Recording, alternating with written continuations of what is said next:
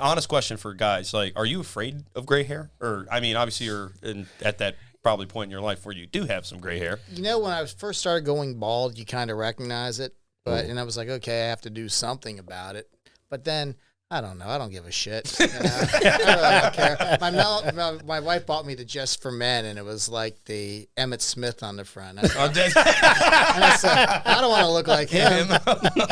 He's a good-looking fellow and everything, but look at me. I mean, this is not the way. I mean, maybe this does a little bit more than graying hair. I don't know. It's a little too much dye. What the hell just happened to me? Yeah, dude. Look at all these things that happened to me. Holy crap. My wife sure is happy. I'm gonna hit you so hard you won't see nothing. Ever, ever, ever, ever, ever, ever.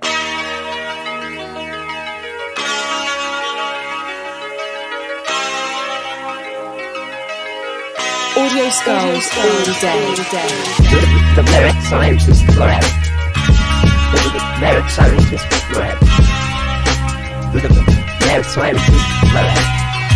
The merit scientist forever. You can't have an opinion on something that you haven't even tried. Exactly. The merit scientist forever. The merit scientist forever. The merit scientist forever. I'm sure you can. Who the fuck wants to write a documentary about that guy? Yeah, dude, I've got a great idea. I'm just telling you, that's... You know that fat fucker that was in the WWE? Let's do a documentary on him. What about, like, child poverty? No. Yokozuna. Yeah, dude. Well, phenomenal talent. Great phenomenal great talent. Yeah.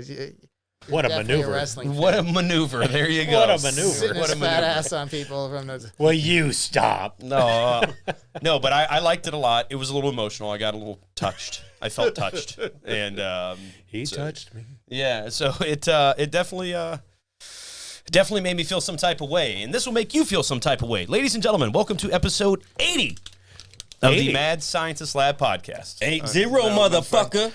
As always, it is I, RJ, the pizza guy, along with Jared, the visual mad scientist. You know. Okay, and today we have a special co-host, none other than the Mayor of Kingstowne himself. Good evening, gentlemen and folks. The Mayor of Kingstowne here. I'm glad live in the flesh. And live in the flesh. I'm glad you got the hat on. That's funny. Yeah. That's oh, funny. man, that hat. So did somebody custom make that for you? Well, actually, it was our guest and his wife that had this custom made. And speaking of guests, our actual guest, Scott Fallon. Whoop, whoop. Yeah, welcome to the show, man. So happy to be here. I didn't realize it was the 80th episode. So Yes, sir. yeah. So we like a to big do deal. Yeah, so we like to do big things and stuff, you know, and hopefully this will create more stuff for all of us. So guys, thank you so very much for coming over to hang out with us, have a couple beers. Hopefully we leave coherently, which generally is not the case. So very good. What's about to happen is we're going to continue to talk. All right. So I like it. All right, so how do we start this? Well, I don't know. I got to tell you guys, this has been weeks, months in the happening, but Jesus, almost 2 years now we've been talking about getting me on the show with you guys. True. It's been a while. That's true. And here we are. Yeah, I was about to say, we were talking about getting on the show all the way back at the 27th episode. Now that it's 80, that's how long it's been. Yep. There, right there, there. yeah. Right there. All right. Got to make sure the mic is centered right. So yeah, no, it's okay. Good things take time, and when they come to fruition, they blossom into a beautiful flower, and then it's pollinated, and all that other good stuff. You know, I took great care in trying to get prepared for this. So, if you saw me last week, I had a bunch of gray hair, but I got that Just for Men. I brushed in. It looks a new it dye. looks good. It does. It looks very good. It looks a little dusty on the bottom, but But a little gray. Apparently, chicks dig the gray, man. Well, it depends on what time of night that is. And Jesus. again, I found 2 or 3. That's why I got a haircut, because I kept seeing those 2 or 3 gray hairs. I'm like, nah, this just has to go. Can't do it. Well, our special guest, that's why he's wearing a hat, because he doesn't have hair there. That's right. So, were you afraid of losing? Like, okay, honest question for guys. Like, are you afraid of gray hair? Or, I mean, obviously, you're at that probably point in your life where you do have some gray hair. You know, when I first started going bald, you kind of recognize it. And I was like, okay, I have to do something about it. But then, I don't know. I don't give a shit. You know? I really don't care. My wife bought me the Just for Men, and it was like the Emmett Smith on the front. And I said, I don't want to look like him. He's a good-looking fellow and everything, but look at me. I mean, This is not the way. I mean, maybe this does a little bit more than graying hair. I don't know. That's a little too much dye. What the hell just happened to me? Yeah, dude. Look at all these things that happened to me. Holy crap. My wife sure is happy. Good thing it wasn't Rosie Greer on it. Oh, jeez. I have her mother over, too. Oh, Sorry, honey. no, I it's think all she's right. watching from home. No, but I don't know. Like, did you feel like, is that like a demasculating feeling or or like whatever it is? Emasculating. Demasculated. Yeah. What the fuck is a demasculation? I don't know. It sounds painful. That's what it sounds. Emasculated, yeah. That's what happened after. Not just for me. Oh, Jesus. Okay. No, does that, so I don't know. Does that like hurt? It didn't hurt your ego or anything like that? I feel like some people are like so deathified of getting gray hair. Well, as you're going to learn in like the next 2 hours, I have a pretty big ego, so no, it doesn't. No, okay. Didn't bother me a bit. You know, it sucked because like when I was in college, I had really long hair. I had hair down Really? past my back. I even had the Steven Seagal ponytail. Oh, Oh, my shit. I God. was like the major hippie, and chicks dug that shit. Yeah. What So was when that? it starts falling out, it really fucks with you. Yeah, a little bit at first. What was that Steven Seagal thing we were looking at last week? Oh, 2 dude. weeks ago. It was like, he was like, All right, Senator. I'm out for blood. It's some fucking cheesy fucking line. cheesy movie quotes we were looking at, and you know, Steven Seagal's got a couple of them, He's but got there's a couple, yeah. he was like, yeah, my payback. He was like, in blood or something, Yeah, just really, some dumb or he shit. was like, oh, I'm taking you to the bank. Yeah, The blood you can bank. take that to the- Yeah, it's that one. bank, So yeah. how horrible is that? Yeah, it's a terrible movie. It's all right, man. Stuff like that doesn't age very well sometimes. But I think we watch it out of nostalgia. Is that? I haven't watched a Steven Seagal movie in fucking probably 10 years. You know, it's my wife and I. We were like vacationing in. This was like in the Virgin Islands, and it was raining, and we came in, and it was Out for Justice or what? No, Marked for Death. That's what Screwface. And we love that movie. It's such a gigantic, steaming piece of shit. It's so awesome. So my wife got me a T-shirt made. It's like, and it's Steven Seagal on the front, Saturday Afternoon Movie King, and on the back it was White Boy Hatcher. Oh, wow. So it was great. But so the other day we were trying to watch Melanie. That's my wife. Hopefully she's watching, and if not, that's probably even better. I apologize. Like, share. Honey, I love you. But she was Like, like, share, subscribe. and she came and she was like, dude. Well, she didn't say dude. She doesn't ever say that. Dude. Yeah. She didn't say that. I apologize. She was like, hey, you know what would be fun? Let's watch a Steven Seagal movie. And I'm like, okay, cool. That's what do you want to watch? So Netflix and Amazon Prime, they don't carry any Steven Seagal movies for free. You have to pay $4.99. Like, there's no fucking way I'm paying for a Steven Seagal movie. You would think they would have that bullshit online. That's so crazy. TBS or some shit. Yeah, no bullshit. TBS. If you're on TBS, you know it's. Well, no, I got no beef with TBS. I'll take that back. No, I'm saying it would be that would be the best place, but you got to get all the commercials, no cuss words, all that shit. Yeah, but I don't know. You don't want shit. All like that shit. TBS, a.k.a. 10 years ago, the Roadhouse channel. You Yeah, can the always Roadhouse turn it on, channel. you can always- yeah. So it. But gentlemen, we talked about me coming on the show for a second. But I don't think we gave Scott a time to introduce himself. Oh, true. Yeah. So Well, yeah, no bullshit. usually the one of the hosts. the I asked- MC should do it. Yeah, but, so- I'm okay. sorry, the guest host had to stop Oh, and do this. Well, I was drinking before you got here, and I So was there too. Yeah. Well, all right. So we're all getting drunk. So Scott, go ahead. Tell us a little bit about yourself, man. I know that you got your own cover band. Whoa, cover. Well, hold on. Hey, I are you was trying about to end to. this interview? No, not at all. The green room's off to the side. he can go. I'll stay. Yeah. I'm running this shit anyway. Yeah, so. yeah, honestly, I can't do this. If Jared left, where we just have to sit here, I'd have to push stop. That's it.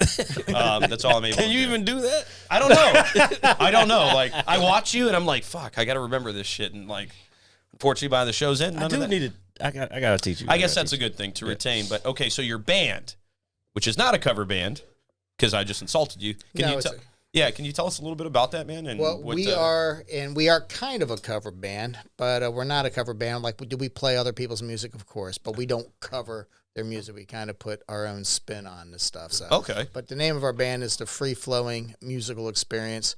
We were a 2-piece acoustic band. Now we're a 3-piece acoustic band, and we were labeled by a local bar. We were Alexandria's legendary jam band. So we nice. didn't Oh, make nice. that shit up. Someone else gave that to us, and we said that sounds really cool. That's dope, man. Let's run with it. Yeah. So that's our brand, you know. So we cover other bands, but we still do plenty of original music and stuff like that. What are some people that you cover, man, or that you or something? Do you do a little bit of everything, or We do a little bit of everything, you know. We're like a jam band. That's the idea, you know. So we have to kind of cater to the people that come to see our shows and shit. So we play Grateful Dead and Fish and Okay. Allman Brothers, but then we'll take like regular songs too. Like for instance, we played at Murphy's one time. You know, we started developing a reputation. So then we're playing at Murphy's and.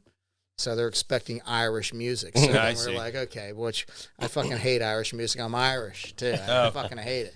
So they said, Scott, we really need you to play Irish music. So we're like, well, we're Alexandria's legendary acoustic jam band. I mean, we're fucking legendary. yeah, no, I mean, for fuck's sake. say for fuck's For sake. fuck's We're sake. fucking legendary. So what we said, okay, we'll take a song like No Nay Never, which is like a traditional Irish song, and drunk people really love that song. That's when you clap, all that Okay. shit. So then we said, instead of playing it major keys, we'll play it in minor keys for this. And we'll slow it down. It turned into like this really depressing dirge with like a 20-minute guitar solo. And shit like that, just to fuck with the regulars. So the people who knew us really dug it. And the people who didn't know us hated us even more, which is, I like to say, success. But now we do all kinds of stuff, you know, and we kind of take things out there. I'm really blessed that, you know, I've been playing guitar a lot, but I have two guys in my band that are just really amazing musicians. So, All right. So it makes my job easy. I All get to do all my shtick, and I can still do all my, you know, I think I'm pretty, like I said, I'll take Jerry Garcia's line. I just want to be known as a competent musician. I'm a competent musician, but I'm surrounded by very, very good players, so it makes my job easy. When did you first start playing, man? You know, it's, I guess when I was about 13, All right. 14 years old. I wish I had learned, like, that's my favorite instrument is guitar. Yeah. Oh, really? Like, matter of fact, I was listening to blues, like, all day. Actually, yesterday and today. Like, I'm a big B.B. King fan, Muddy Waters, like all. And then I'm on Amazon Prime now, so, like, I get... I just get random people that I've never heard of, and it's like, yo, like, fuck, man, I wish I had learned. a long time It's ago. I used to play the saxophone when I was younger, He but always pulls that shit yeah, well, out. it's the only thing I've ever done You successfully. fucking Lisa Simpson ass motherfucker. Hey, first of all, and that's Bleeding Gums Murphy That's as what I was well. about to say, Bleeding Bleeding Gums. Gums, See, yeah, see, yeah. thank you, Scott. At least somebody's got my Yeah, back. I knew For fuck's sake. I knew where you were going. I bet it was a soprano saxophone, It too. was it was it was the alto saxophone, sir. But that's the only. And I played like the clarinet in elementary school, and I was in like the little Color xylophone. me shocked. Yeah. So how long did you play sax? I mean, it's one thing I played saxophone. It's another thing to say, well, I played sax in 6th grade until No, my parents said, don't play sax anymore. No, I played for like about 3 years, but it was when I was like transitioning into middle school, and you know when I was younger. It's something that I kind of wish I kept up with, but if I did it now, I would probably have to like relearn everything. Man, it's been so long. I like how you said I was transitioning into middle school. Like this is some big major event. It was. Before I was transitioning to my female side. Jesus. This is when I was transitioning. It's cool, He was man. he was trying to get that first chair flute. It's when I first, Oh, Jesus. that's when I first started to learn how to man. blow when I was transitioning. Oh, Pretty fuck. good. All right. I was I started with the alto, but I started to enjoy the baritone. That's cool, man. Hey, that's cool. You don't have to explain it to me. We're getting canceled off of YouTube. Yeah, it's all right. It's fine. Don't worry. I Oh, well. set myself up for that. I apologize. Clarinet to the oboe. To the RJ's a transitioning male to female, by the way. using the This was- saxophone. We're LGBTQ friendly. Yes. Absolutely. Absolutely. That's why I'm on the show, as a matter of fact. Because Christian asked me, you want to go on a show only if they're LGBTQ, whatever. Whatever. Sure, yeah. LB, I don't know, there's so many letters now. I don't know. Goddamn alphabet. If I don't know, There are a then lot I'm of letters. insensitive. There are a lot of letters. No, it's LGBTQ plus. Plus, like I know. plus. I thought it was Plus like is whatever the 29 fuck letters. else. Everything. Oh man, I mean, yeah, it's just a lot. That's like, hey, whatever, you know. LGBTQ plus. Fuck that can the mean rest anything. of everybody. That Like, means like you're in the furries and all that shit too. No. Is that really what it's called? Yeah, that's why the plus is there because, like, first of all, they ran out of letters. there are a lot of letters. Second of all, it's the shit is so. I was gonna sound fucked up, but it's convoluted. at this point. You know what I'm saying? And everybody is, I'm gender fluid, and this 1 second I feel like I'm this, and next second I feel like this. Now apparently they're allowing. I don't want to get into the politics shit, but now apparently they're letting transgender male to female compete in female competition. Oh, well, we can talk about this. Of course. Well, I got. Well, speaking. Of, I'm go ahead, against go ahead. I'm against all of it, and I've had this conversation with Scott several times. And I'm all about gender equality. Whatever you are, I'm fine with it. Yeah. However, I got a niece who's playing hockey, and if you got a born male who decides he wants to be a female. In a hockey community, those boys are better than, well, I shouldn't say. They are built better and stronger than those female They're athletes. built like males. Yeah. Yeah. And now that boy who now determines he's a female is part of this hockey team. Yeah. And I'm like, you can't do that. Yeah. You're Yeah. taking away from any accomplishment that child might make. Yeah. I think it's a bunch of bullshit. I agree with that. But at the same time, who doesn't like it? Like, you guys like to see like a transgender male like beat the fuck out of Ronda Rousey? That would be cool. You know, I'm just saying. Well, I saw something on Facebook. It was a fight. There was a meme. I don't know the Fox name. Fallon is her name. Matter of fact, her last name is Fallon. Sounds very intelligent. No, all right. So, yeah, dig but this she chick. broke Dude. into the skull of two people that she's fought. Yes. Okay, or something. Are you serious? So she's fighting like in Yeah, No, that's yeah. fucked This up, is real man. shit. Yeah, so she's an MMA fighter. Because Well, Jared probably could explain it better. Yeah, she's an MMA fighter. Joe Rogan, he's been spoken out about this. Why do I feel like this is super like clear this week and it wasn't last week?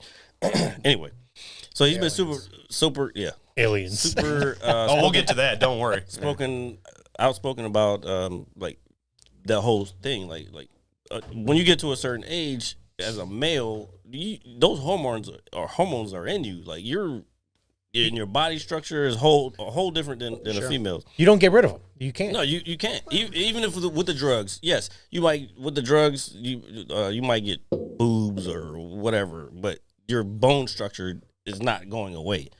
And that was his whole take on the thing. It's like, it's like this bone structure is not the same. Like, women are flexible and pliable. A man is rigid. You know what I'm saying? The bone structure is rigid. If I take my fist and I fucking hit a fucking female, like, it's not going to be the same as if I hit a guy. It's like you're saying. Like, Try it. Yeah, Try yeah, it. yeah. Well, men might be physically stronger, where women might be emotionally stronger. So that's why I say, if you're going to make like these transgender males compete, if you're going to allow that, say you can do it, but not in these sports that are in like endurance or strength. Maybe like you have to do. Okay, you want to do that? You have to do gymnastics and make these women, hey, now get on that flip shit. like that shit. Do that shit. Yeah, and then, yeah. okay, fuck that. We don't want to do that anymore. Scott, a couple weeks ago, I sent you that a video over Facebook of that. I think it was New Zealand. That was great. A transgender. It was female the handball, wasn't it? playing handball. This transgender female, just 6'3", 6'4", coming out, and they were playing the Japanese national team in handball. And I watched that shit like 50 times. this woman just annihilated this team by herself. Just passed me the ball, bam, and just crushed this. It looked like Arnold Schwarzenegger It from was- the Terminator playing. And I'm like, this is not fair. Yeah, that's not fair. You can't have You that can't do it. in Yeah, athletics. It's fucked up. Yeah, they have to figure it all out. And all jokes aside, and laughing, I did tell Scott, I said, I don't agree with this. Absolutely disagree with what is being presented to the American people when we want to do this equality type Yeah, of stuff. man. I'm like, I can't sign on to that. Yeah, I'm with you, and I agree with you guys. Hey, for whatever you want to do, however you want to identify yourself, but then there's got to be, okay, here's the conditions in which we do it. I'm not going to say I want to put conditions on it, but like when it comes to sports and athletics, it's just not fair. Yeah, You know, it's yeah, just yeah. not fair. I mean, they're to be devil's advocate. There is arguments on the other side. I've read a sure. couple of the arguments, and I'm like, it's like, but then I'm like, scientifically, nah, son, that's not working for me. Biologically, a male is a male from birth, and a female is a female from birth, regardless of what everybody's LGBTQ plus stance is. It is what it is. And I'm sure people are gonna watch this and be like, "What the fuck is he talking? Like, he's crazy." But no, I'm not. It's like it's science. Like this is called the Mad Scientist Lab for a reason. Like, Science. Well, I don't know if you know this or not, but Barry Bonds is playing for the U.S. women's softball team. Now she's killing it. It's awesome. Yo, So now we have two controversies on our hands. But hey, first of all, he would destroy softballs. I'm just saying, like, it would be bad. So since we're talking about this, maybe 2 or 3 days ago, I'm obviously scrolling on my phone at work, and I saw this. Hold on, scrolling on my phone at work. Geez, I love it. I want your job. And guess Sorry, what? boss, And guess what? I didn't mean to do that. Yeah, And they all watch it too. Yeah. they do. They do. Pretty much, his whole goddamn dealership watches this fucking Well, show. I wouldn't say the whole dealership. Most I of would it. say, I thought you were retired. The cool. No. guys. I'm retired from pizza. I work at a car dealership now. Okay, very good. It's cool. It's everybody I work with is pretty badass. Shout out to those guys. Oh yeah, since I'm on the subject, Daniel Vega. What's going on, bud? Shout out Daniel Vega. Yeah. There you go. Daniel Vega. He wanted. Hey Scott, can you shout out Daniel Vega real quick? Daniel Vega. Hold on, There you switch. go. Cars. My brother had Yeah. a Vega back in the day. Oh man. So the Mr. Potato Head is now Potato Jesus, Head. have mercy. Oh, I heard about that. Yeah. So and then I thought I was And they like, have okay. a vibrating one, which is Potato Head too. That's crazy. Yeah. I don't know if you've seen that Potato one. Head. That's all I know. Potato Head 2.0. So, but I thought about it for like a split second. I was like, wait, but there's a Mrs. Potato Head as well. Was. No. So Was. that's not a thing They're anymore? just Potato Head. Well, now apparently. And the But- Mr. Potato Head that you would buy normally as a child, say off Amazon. Yeah. Now you get the female parts with it too.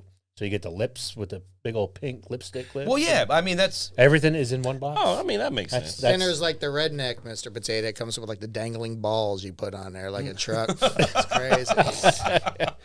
They should put that in there. That's pretty good. I think it does potato make with sense. dangling balls. Oh man, dude, that'd be fucking weird. Dude. Toxic masculinity. It's a toxic mess. What the hell are we talking about? Well, we were talking about that shit. It's Sorry, honey. It's all right. Vincent No, but I just Vega. thought I was like, well, that's a little weird. Like, well, I don't know. You gotta have some shows that are just like man shit. Well, yeah, man shit. Man shit. Man shit. All right. And lady shit if you watch it. Yeah, We do have quite a bit of females that watch the show. for Actually. real. Yeah, I was That's so fucking crazy. I was What's surprised. up, bitches? Yeah. Wait, go back. Hey, do it again, Scott. Yeah. Kind of a big deal, by the Yeah. way. Did I So, mention yeah, that so I when, wasn't married so- any longer? Dude, when Chief texted me, he said, "Hey, we're pulling up in the black vehicle." He said, "Make sure you get Chief. video."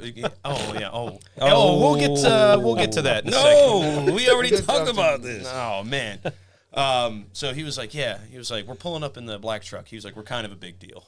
And then you guys said your Uber driver was an asshole. Yeah, our Uber driver was a major dick. So Christian, this is some new thing he's taken on. He wants to get like the Uber town cars and Uber Blacks. Well, I think I've become more of an adult now, where I don't have to pay for the Uber X. I could pay for the Uber Comfort. So that's now. the demonstration maturity level, the type of car. I So want somebody if to I open get the door Uber- for me. I parked my car and I saw y'all pull up and I was like, "What the fuck?" Yeah. Well, it's You're Mayor of like, holy Kingstowne. shit, I Yeah, gotta Mayor get of my- Kingstowne pulling up. Fucking celebrities pulling up at RJ's house to do a podcast. We have grown. Yeah. Shit. And I Holy was- shit, Scott Fallon, they're pulling up in his fucking, look at this shit. But yeah, they were saying your driver was a dick. Yeah, it's 'cause- funny. So he called a guy. So we wanted to be on time, I swear to God. But then we said, okay, we're going to be late. So what we'll say is we're kind of a big deal. We're I'm running usually late. late, They so. can't start the show without us. Fuck those assholes. Yeah. So then the car was like 11 minutes away, and Christian's saying it's a Suburban. I'm like, what the fuck kind of car did you get? And so the guy pulls up, and then we were finishing our drinks. He even sent us a message. We'll wait as long as 15 minutes. Like, oh, well, it took him 15 fucking minutes to get here. We'll finish our drinks. In fact, we'll order another drink. Fuck them, you know? So then we got out of the car, and then so when we get in the car, he pulls in, he goes, and I won't do his accent because I don't want to come across. No, yeah. Hold on. Wait. Yeah. I don't want to come across I sounding will. insensitive and racist. Let's just say, well, no, I'm not even going to go there. I'm not going to go there. My Look, wife is watching. I'm Just sorry. say what honey. just say what he says, and I'll come back and do Okay, it. very good. He goes, it's not, well, I You can't do it without I it. can't not do it. You know, I'm sorry. Hey, buddy. He goes, buddy, good. No, never mind. Oh. He goes, it's not fair See, now I'm trying to do it. It's not as funny when I don't do the voice. But it's not fair. It's not fair that I drive 10 miles. minutes, 10 miles to drive you a half mile. You must tip me very big. And so now I even accidentally I'm trying to go. Okay. So then I'm like, fuck you, motherfucker. So Christian was like, man, what do you think of this car? And I'm like, man, I wouldn't be caught dead in this piece of shit. It's a 2021 Chevy Suburban. Yeah, you're gonna insult us. I mean, you're an Uber guy. You know, I'm not trying to disrespect your job. I respect what you're doing, but that's what you do. You accepted the role. You're driving us across the street. Christian didn't want to walk the 4/10 of a mile. Did. So we had to get the thing. Actually, he wouldn't look like a big I got deal. a heart condition. Come on. First of all, it is in his defense. It is kind of a treacherous walk across that one because you got to go down and up and. I've made the walk before. Yeah, we know you have. But you guys got to tip me like fuck you, motherfucker. I'm just giving you shit. Well, it's not my car. Christian can do it. He's the one who's going to get the 3 stars as a result of this thing. Oh my god. Matter of fact, check it. What'd you get? I have no idea. How do you check that? I don't know. You check your Uber notification. Look at that. It's like the Equalizer. I want 5 stars. How many stars do you have? How many stars do I have? Yeah. So they can rate the passenger as well. Intriguing content, ladies I and don't know if they gentlemen. can rate the passenger. Yeah, I don't was even like, know how. I'm sure he rated me. Jared, just figure that out. yeah, here. All right. I've only used Uber like 3 times my whole life. Is that right? Yeah, I'm dead serious. I don't feel comfortable like late at night. Because he's a sober driver. He That drives makes people sense. home. Oh, there you Yeah, go. oh yeah, I did drive Chief home the other night after we Oh, had a you couple can drinks. rate him. Oh, we're gonna rate him. Don't you worry No, about yeah. it. You can't. I'm Y'all gonna can't steal see it. Christian's phone. Do man. you want to rate him right now? Like, Go for it. What do you want to give Scott, him? what do you want to give them? They're 1 to 5 Like stars. from like attractiveness or a driver? Because I give him about a 2. He had like one giant eyebrow and he smelled like a mix between like a curry sandwich and some Whoa! no. Did that split? Did the car not smell? I thought it smelled like leather. Okay. That's what you call that? Anyways, so I rate him. Sexually speaking, I give him about a 2. So I give him a 2. All right. As a driver, I mean, it was hard to really determine. We were only in the car for like 2/10 of a mile. We were laughing And so you hard already in the hate the back. guy. I already You already hate him. hate the guy. It only took me like 1/10 of a mile to insult the fuck out of him in his car. Yo, I can't do it anymore. Give me that phone. I can't wait. Can I write comments? No, my God. I think you can. You sure can. Look at this. What'd you give him? Select 2 stars because Scott said so. Oh. Select one issue you want to talk about his rating. Did you have to walk? Was his driving bad? How about his professionalism? No, that wasn't unprofessional. That was not cool. you You know what? I don't ever want to give those guys bad reviews. I mean, because they're really providing a really good service. So we give them a 5. Fuck, come on. Don't be a dick. Yeah, you don't have to be a Now, dick. do you want to add a tip? Hey, give him 5 stars. That's the tip he gets. I'm sure you want to give him a tip, but that's a whole different story. Just the tip. Oh shit! Just the tip indeed. Oh, man. Speaking of tip, the tip of our brains at times. Uh-oh. Wait. I was going to get into the alien thing, man. You invited me to your... What the fuck? Oh, like I don't know. I didn't get it. I got it. Well, actually, it doesn't make sense now that I Quite think a about it. segue there. Yeah, sorry. My We're here apologies. now. Yeah, we're here now. Speaking of tips, I was like, oh, shit. I was not trying to make that uncomfortable for anybody. So we've got the Alexandria Cryptozoology. Cryptozoology He and fucked it up. Paranormal Society. And Yes. I'll have somebody that's more coherent repeat that. That way everybody can check it out. You know, once- ACAPs. We about to get into the deep shit, ladies and gentlemen. Yeah, so Strap in your seatbelts and get ready for the ride. yeah, so Scott, what's this all about, man? Well, the Alexandria Cryptozoology and Paranormal Society is the largest cryptozoology and paranormal-related organization in the Mid-Atlantic with over 20,000 members. But you probably already knew that from your research before I came on. Yeah, absolutely, dude. I was looking at it on my phone when I was picking up the veggie platter for the green room. You know, When I was picking up my water, taking a sip, get ready, So what you're saying is you didn't research the largest cryptozoology. Well, and no, I paranormal saw a related couple of organization in posts the Mid-Atlantic with over from. 20,000 members. No, I did not. I just saw a couple of the posts you made. I did join your page on Facebook. Did Jared? Great dog. You know, Okay, so I kind of have a background in it. Not in it. Like I grew up watching like all that stuff. Harry and the Hendersons. Yeah. Well, besides that, So what is it? like Loch Ness Monster type stuff. Yeah, explain exactly what cryptozoology is. Now, cryptozoology, technically it's called the study of hidden creatures.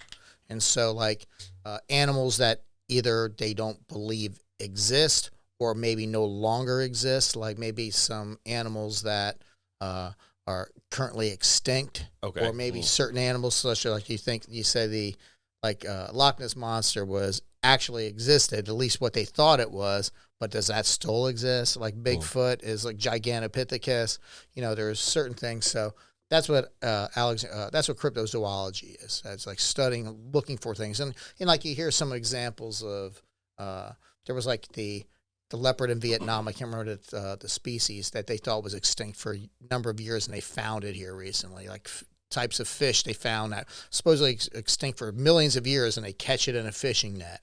And then there's, it might even be like a microscopic type of thing. But, the one that gets the most airplay is like the Bigfoot. That's like one of the cryptozoology. Scott, are they called cryptoids or cryptids? Well, cryptids is the thing. Are there any in Northern Virginia? There has been. One of the guys, I used to play in a band years ago, and and he passed away recently. Really, really nice guy. His name was Bill Durangus. And him and his buddy, he was like an FBI agent or something. Like if you go on to Virginia Bigfoot Research Organization, I think they still have the VRBO site. They came across, or what they said in Culpeper, just off the Appalachian Trail, was they came face to face with a Bigfoot in the woods. Oh, shit. And it changed his life to such an extent that he dropped everything he was doing. He bought this Winnebago and he turned it into this like all-terrain vehicle with what's the night vision stuff. He had all that and all these computers on it. But he used to follow our band around and show up at all our shows and shit. So then we became friends. He was like, "Hey, we really want you to come out. We'd love to have you do some Bigfoot research." And I was like, "I can't wait to do this." And then there was like this back thing. "Yeah, man, if you guys could come out and do like a search with us, it'd be really great. And if you could bring some girls up." And I'm like, "Well, man, some girls. I swear to God, I can't make that shit up." So you had me at the Bigfoot, but yeah, a white van and some girls. Wait. So, free candy. Yeah, Free candy, Jesus. If you want to start getting me talking about Bigfoot, which I'm sure that's why I'm on the podcast. Well, yeah, of course, man.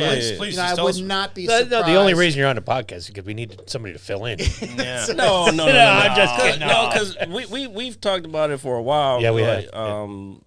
Well, you alone, but then I started to realize that a lot of people, a few people, want to be on with other people because they feel it makes them feel more comfortable, which is fine. Please relax. It makes it more enjoyable for the listeners and the watchers. That's why I go to massage parlors. I like to have another person. Do you bring Christian? Can he? Yeah. Do you bring the Christian with you? I love your beard now. That's blacker, by the way. Oh my God. Jesus. Sorry, honey. No. Looking for the cameras. But no, do I think there's like a tribe of Bigfoots living in Virginia? No, I don't. I really don't. Do I think there's a possibility that maybe there's Bigfoots that were migrating down through the Appalachian Mountains to warmer climate? I think that's a possibility. Now, people are probably listening to this and saying, he's nuts. But no, I think that's certainly a possibility. There's evidence to support this stuff, and obviously. Well, there's evidence, and then you have to look at your definition of evidence. It's like extraordinary claims require extraordinary evidence, right? So when it comes to that, there's certain things and certain, like, I'm convinced, and I always say, I joke, I'm not a knower. I mean, I'm not a believer, I'm a knower. Like in the Pacific Northwest, I am absolutely convinced that there are Bigfoot in the Pacific Northwest from Northern California up through the Pacific Northwest, Oregon, Washington State, Vancouver, I mean, Alaska. I mean, I'm no doubt about it in my mind. I mean, there's too much evidence to just say, no, that's just a wives' tale. But like at the same time, when you watch the show Finding Bigfoot, doesn't matter where the fuck they go. They're finding Bigfoot wherever the fuck. We're gonna do tree knocks, we're gonna do howls, and they hear something about that's got to be Bigfoot. No, I don't think there's Bigfoots in Iowa, and I don't think there's a sustainable population of Bigfoots in Virginia. Maybe in North Carolina, like maybe in the Smoky Mountains, there's enough territory and stuff like that. Maybe where there was migrating Bigfoots, but I would say if there were up there, like place we're going to go visit here in July, like Whitehall, New York, that's approaching, like there's definitely enough territory and terrain and food sources to support that. People think I'm crazy when I tell them that, but I can try to convince them. You're either going to believe it or you're not. But, the more research you do, I really do believe that there are certainly Bigfoots and they exist. So I have a question. You spoke about like food sources. Like, if I was to believe, let's say, what's the actual term? Is I can't say it. Gigantopithecus? Yeah. So Jesus, Gigantopithecus. What would they eat? What would they normally eat? I don't know if he came with the A on that one, but hey, no, I'm just kidding. From the studies that are done, they're foragers. They eat like berries and nuts and stuff like that. Like a bear, you see like bears. I mean, they're 400 or 500 pounds. There's plenty enough food sources out there, but they're also saying they're very similar to bears. They eat anything like mollusks, shellfish, like in the water, they can eat fish, but they also supposedly eat deer. They eat elk, stuff like that, So if you look for the water source, they're pretty, what's the word I'm looking for? But they're pretty creative when it comes to their food sources. So me, I'm just learning. Like I said, I know a little. I don't know a lot. If they were to hunt like deer or whatever, would they just come across the deer? Would they like build a bow and arrow? Are they that sophisticated? No. It's like when you talk about evolution, we can talk about different areas, but I mean, this is like a variation, like of the evolutionary scale. This is something, I'm not saying it's as smart as a human, but this is certainly, like apes, primates, it's related within that category. So it's obviously an intelligent animal, but they're not building bows and arrows, and they're not jacking up cars and shit. But I think they certainly are adept enough that very much like a chimpanzee might be in the wild, or like a great ape, they certainly have the instincts and the intellectual capability of being hunters, gatherers, etc. Nice. That's pretty fascinating. So Bigfoot is basically like, I guess, the like a part of evolution of man. If we had to. Well, you think of it without how it all looks. I mean, now Gigantopithecus is supposedly, and this here comes back to cryptozoology, why I find it fascinating. It's like, hey, well, this was like Gigantopithecus. You get where the words, it's the Latin term. It's gigantic. It's a big fucker. It's giant. So this is something that was supposedly extinct, and they have a fossil record of Gigantopithecus existing. So this isn't something they just made up. This is something that actually exists. That's new for me. I've never heard that. Yeah, before. I didn't know that either. I did not know that either. Look at you blowing Do you know where it was found? Like, where has it been found? Off the top of my head, no. Okay. But when when you talk about when the continents broke up from each other, so that's why, hey, is this a version of the Himalayan Yeti? Or like in Russia, they have certain things like that. That's why I say before, what was it, the land bridge that existed. So that's why I think it can exist, and how it might have migrated. That's why I say in New York. That's why I say in Alaska and the Pacific Northwest. That seems to be the most reasonable spots, and that's where I think it certainly exists. Now, like you hear some of the shit like in Florida, there's a skunk ape. I do believe in the Florida skunk ape. I think it's some different species. Yeah, I was gonna say, is that smaller? What is this? It would have to be Yeah, smaller what is because that? it's Like, Florida, so it would have to be smaller than something that came from like the Himalayas or whatever. Yeah, it's funny when you guys are asking me these questions. My wife's watching this shit. She goes, I just read this shit day and night. And I'm a certified cryptozoologist, so which means you can find any type of certification online. So there you go. Yeah, there you go. But, so today I was watching the D.B. Cooper thing while I'm reading a new book on Bigfoot. I'm kind of fucked in the head. But Speaking of, I wanted to ask you that. Oh yeah, well yeah. Comedian Bobcat Gold. Yeah, Goldblot. Yeah. He just didn't he do like a documentary on something? He did a movie on it. It was like Yeah, one of yeah. those found footage things. Mhm. And it was called what was the name of that one? It's the name of the county in upstate in California where they found. It was actually a really good movie. It's a pretty good horror flick if you get a chance to I'm see gonna it. I'm check trying it to out. remember the name of the fucking movie. What was it? I'll remember in a second. It's going to come to me.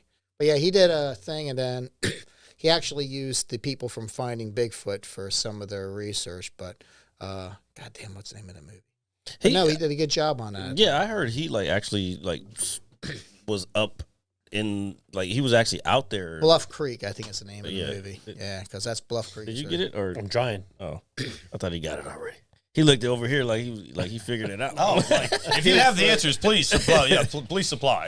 You know, it's funny, and that, unfortunately, when you look at Bobcat Goldthwait as a like a technical someone to support your argument is never very good. I can't see him at a Well, police he- academy though. Besides those police academy can't. movies, he's actually a really intelligent film. No, he's a very intelligent person. Yeah, I mean, a lot of stand-up comedians are intelligent people. Like, you Scott have to Fallon. be. I'd say I was a stand-up comedian, but hey, yeah, go ahead. Wait, You did that? you do Yes. stand-up? Oh wait, we did talk about this a Let's long talk time about ago. Bigfoot. Yeah, that's But hold on, he did start at DC Improv. You went to DC. Oh, see, Kind yeah, of a we big we deal. talked about all this shit. Well, we're going to I talk remember about this. it again. Okay, so because back I want to know. Let's go back to Bigfoot. Yeah, we'll All go right. back to Bigfoot. All right, yeah, I let's- don't want let's- this interview to be all about me. I Oh, know. wait a second. Oh, there you All go. about me. Fuck you, motherfuckers. Oh, no, you idiots. That was the screen. That was a thumbnail. The fingernail. The finger. Yes. Anyways. Yeah, I want to do circle. I want to circle back around to comedy at the end because, yeah, I want to get back to that. But back to Bigfoot. Yeah. But I can't remember what your question was now. We kind of went off on a tangent. don't know Christian interrupted us with Oh, I'm his. sorry. Yeah, he never pulled up the movie. Well, if you had some decent Wi-Fi around here, Wasn't it called Bluff Creek? I think it's called Bluff Creek. It's something like That's that. what it's called, I think. Bluff Creek. Bluff Creek. Bluff Creek is. call it what you want. His is Jeff for the, I'm wearing these glasses. his for Now- Just for Men ain't doing shit for him right now. When you think it's, Seeping into his brain. Just for Chief. just for cheap. Oh man, No, but- that's really funny.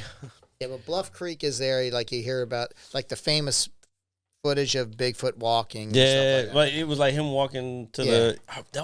in the Willow 80s, Creek. that. Willow Creek. That's Willow it. Yeah, Creek. Willow Creek. You're That's welcome. it. In the Dylan. 80s, that was this footage you always saw. It was like this weird figure just looking like. And as a kid, it was fascinating because it's like, Yeah. yo, does this shit really exist? I used to watch, like I said, I used to watch all that type of stuff. Yeah, man. Like Loch Ness Monster, Bigfoot. There was another major one. I can't Is it the remember. abominable snowman? The abominable. Well, that's what he was saying. Like that probably But came. Yeti. It came from each other. Yeah, okay, that makes sense. All right. Evolution, buddy. So with all this Bigfoot talk and everything, which again scientifically there is evidence that this has been proven. I'm gonna go a little out there and take it up a notch. Do you believe in extraterrestrial life, man? No doubt so- about it. I no. think it's like they're already here. And I don't know, there's so much evidence. And the Pentagon even released evidence in 2017 of technology that's well beyond our comprehension. Where did this come from? Was it And, gravitational you wells gotta- or something? There's a great thing. Read about Bob Lazar. Now, Bob Lazar was a guy that back in the late 80s I'm already came out on and it. said, these are the things that I was researching. These are the things I was in charge of. I was reverse engineering alien spacecraft. Yeah, he was in Area And it was- 51, right? Yeah, he was at Area 51 Yeah, because they laughed him out. There's no such thing as Area 51. And then they came out, there's Area 51. Mm-hmm. There's no such thing as Element 115. Oh, There's what that the one. fuck? Shocking. There's Element 115. 115. So all of the things that he said and got laughed out of the room back in the day are all turning up true. So Okay. if these things are true, what else is he saying that's true? So, but you look at all of those things and all of the evidence, and there's so many cases. Now, I'm the biggest skeptic in the world. So I'm on TV or on a podcast. People are probably looking at me like I'm nuts. I'm the biggest skeptic in the world. So before I believe in something, you really have to prove it to me. And everyone's a conspiracy theorist, especially now. Yeah. You know, First of all, I don't think you're nuts. Like, I question everything. Like, No, I think it's very normal. Honestly, I think this way of thinking is becoming more common nowadays, or just the just the outing of like, oh, hey, we don't believe everything that we're told. We have minds of our own, and we think, people, our generations before us, they like whatever was on the news is that's the fucking that's the truth. Yeah, that's not true. That's not facts. They're feeding you what the fuck they want to feed you. And if there's that John Cougar Mellencamp song, I fight authority and authority always wins. I've always questioned authority. I'm always against the authority source. So I'm the person who's looking to see what's actually the truth, whether good or bad, like social issues, political issues, cryptozoology and ufology issues. I want to know, and I'm going to read as much as I possibly can. It's like kind of like, someone said, "Oh, do you read the Washington Post?" This was my Republican friend. I was like, "Yeah." And he goes, "I think that's shit." It's not me, by the way. I said, It's not me, by the way. I look right over at you. Take my glasses It's not off. me, by the way. And I said, "But I also read the Wall Street Journal. I also read the USA Today. I also read this because I want to see where I want to understand." Same thing when it comes to cryptozoology, all these things. I want to see what the skeptics are saying, what the biologists who don't believe in it versus the biologists who believe in it, to try to get a true understanding of what's going on. That makes sense. That's speaking of the Washington Post. I know this is just a little left field. There was a lady purchasing one for her neighbor in front of me. Her neighbor's elderly. We just started talking while we were standing in line. Dude, the Washington Post now is $3.50, dude. Yeah, is that crazy? Yeah, that's nuts to me. I remember That's going. a Sunday paper, though, right? This was during the week. No. It's $3.50. I think it's 75 cents or $1. No, it's not. It's not. It is $3.50. I have a If she had the subscription. Sunday's paper on a Tuesday, I don't know. I literally saw it. It's $3.50. Is that right? That's crazy to me because I remember going to 7-Eleven with my dad after school and stuff, and it was like 50 cents. RJ, that can't be because my Post subscription Bro, is I'm like telling you. Can you $85 Google that for real quick, Jerry? 3 Hold up. months. I can't Holla believe at that. your boy, Jeff Bezos. First, I'm not gonna. You know what? Fuck Jeff Bezos. Here, can you Google that real quick? Yeah, man, you're please? late with my medicine from Amazon. Elon. God damn. I can imagine the Elon Sunday Musk got paper fucked being with you. that cost. No, can't I believe always know the daily Sunday paper is a little more expensive. A lot more expensive. You know what's crazy? I love the Sunday. You know what's crazy? D's nuts. I think this was last Sunday. now that I think nuts. about it. You're a fucking genius. Well, I had quite an eventful evening with some friends, and eventful. Is that what you call it? That's what it felt like. What'd you do? Well, if I remembered, I'd tell you. What am I looking at? Washington Post cost? Yeah, can you just pull up the regular price? I think this was last Sunday though, when I stopped at the gas station. What gas station you stop? Just the one right here across the street, right down the road. Well, here's the good news. My wife apparently isn't watching because she just sent me a text. Are you on your way home? So, No. Are you on your way home? Oh no, it's not, We're not live. We're not This live. comes out Monday. She'll be watching Monday. You can watch it with her. Tell her we'll be back on Tuesday. Yeah. Sorry, baby. So, this is online though. Oh yeah. Nah, jeez, that's so weird. Okay, so you're. Oh, print subscriptions 220. It's definitely like $85 for 3 months or so Here we go. 2215 for daily. 22315. That's where we are, people. 22315. See, like my Oh, okay. Welcome people to that Kingstowne. deliver our newspaper. We've had like black ants in our house recently, and we're convinced that they're coming in our newspaper. So whoever our delivery lady is, she has ants in our house. I swear to God. Did she like drive a station wagon or I said, how the something? fuck we keep our house clean as shit? Where did these ants come from? And then I find them in the newspaper and shit. So who's gonna do the math here? Sunday I got the newspaper calculator. Come premium with premium digital is try 1 year for $99. There you go. $100 for a whole year. Yeah. So how much is that? That every could be week? $3.50. So fucking. $365 divided by. That's just the Sunday paper though. Oh, just a Sunday. $366. Well, no, you're right. It's $350. Yeah. So All right. it was So okay. For just a Sunday paper. Yeah. So But I- you can do. you gotta you get can those do far daily- from the truth. gotta You can get do those daily for $249 or the Sunday for. I don't think $250 for a. Fuck no. No. Do the online for $1 a day. I definitely get my subscription for $85 for 3 months. Yeah, we have the subscription. May have a backdoor for the online shit, but we're not going to talk about that right now. Let's not talk about backdoors. Backdoors. It's a totally especially different type of online. online. Yeah. Oh man. I read about that. We don't have whiskey here yet. Yeah. Pornhub. I saw that. That was Oh really my cool. God. No, no. Oh, when the pizza delivery guy comes Oh over. my God! So I somebody asked me, they were like, "Has that ever happened to you?" Here we go. Yeah, has that ever happened to you?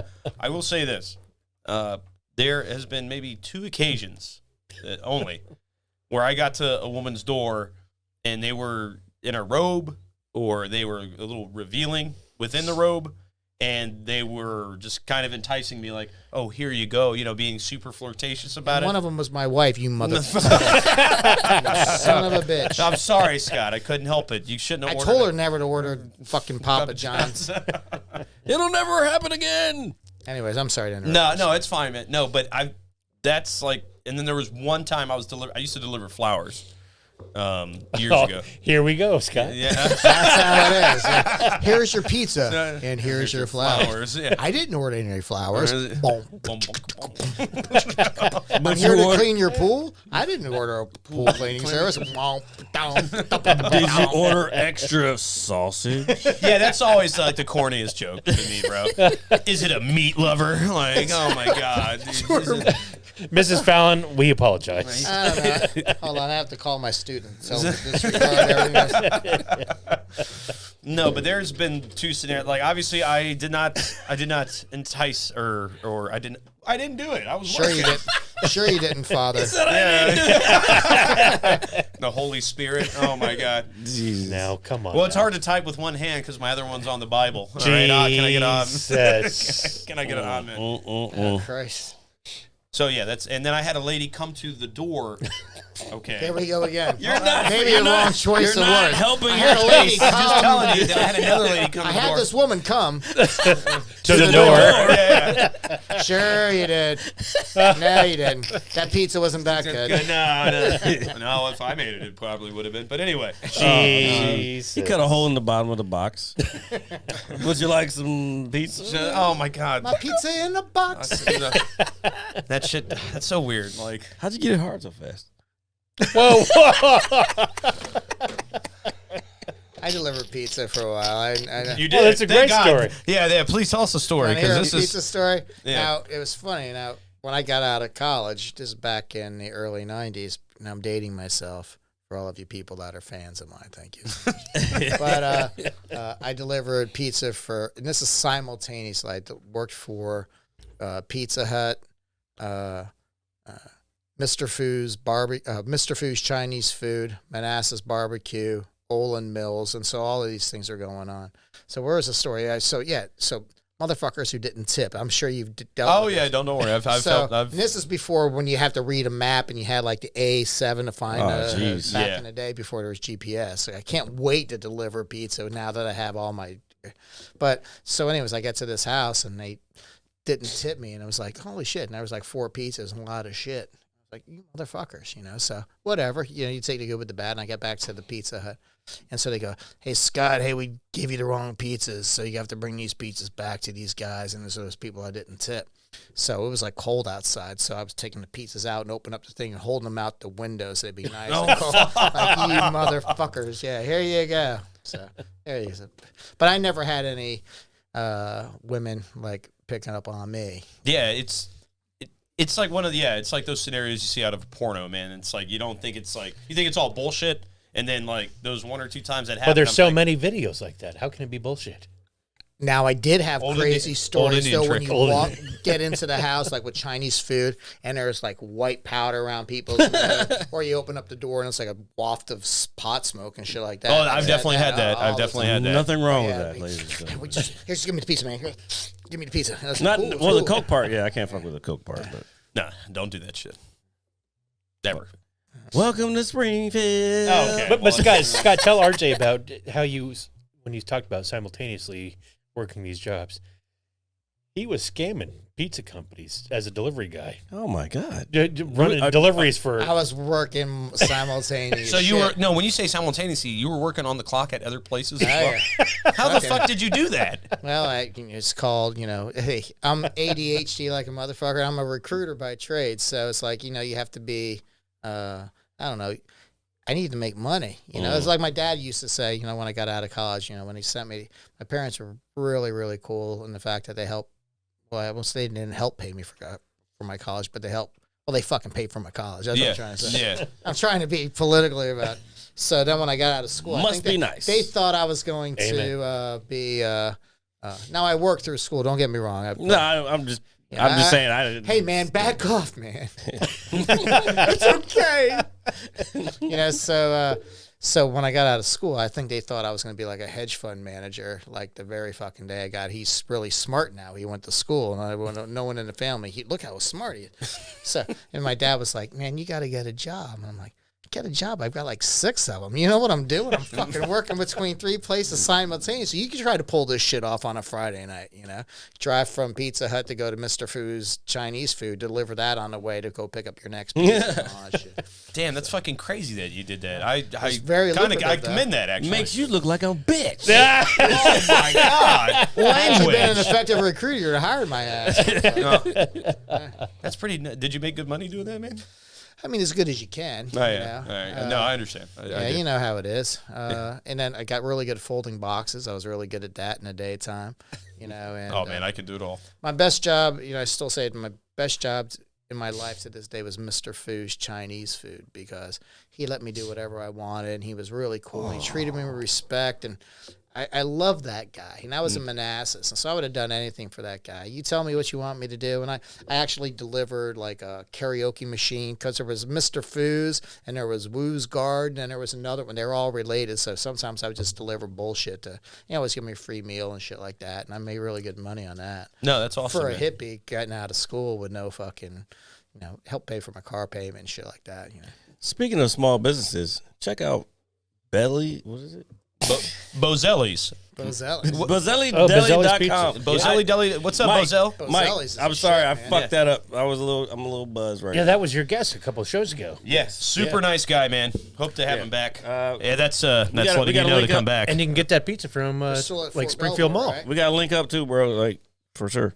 No, well, he's got a couple locations. He's got one off of Auburn Road. He's got There's- four locations. One on the way. I can't remember the one on the way, but there's Newington, there's Springfield, there's DC, and Crystal City. Crystal City, yeah. And then there's one other one coming. I think it's in DC. No, Georgetown. No, Georgetown. Yeah, he's gonna be that's put in- DC, sir. Well, yeah, but it's more specific.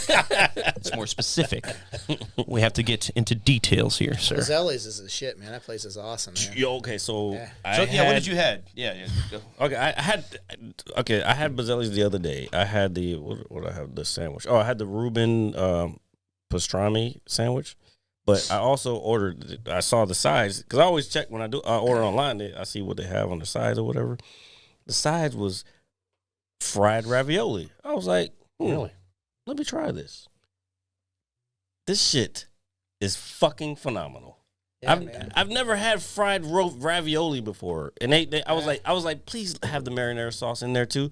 Had the marinara sauce in there, dipped it in there. Oh, Yeah, everything I have is off the top, man. Dude, fucking fucking crazy, fried ravioli, dude. That sounds amazing. it's fucking good, man. I might have to make a stop because I am going to Springfield tomorrow. Because I'm a man. I'm a man on a mission. Going over there. I'm a man on a But mission. it's not in Springfield proper. It's at the mall, right?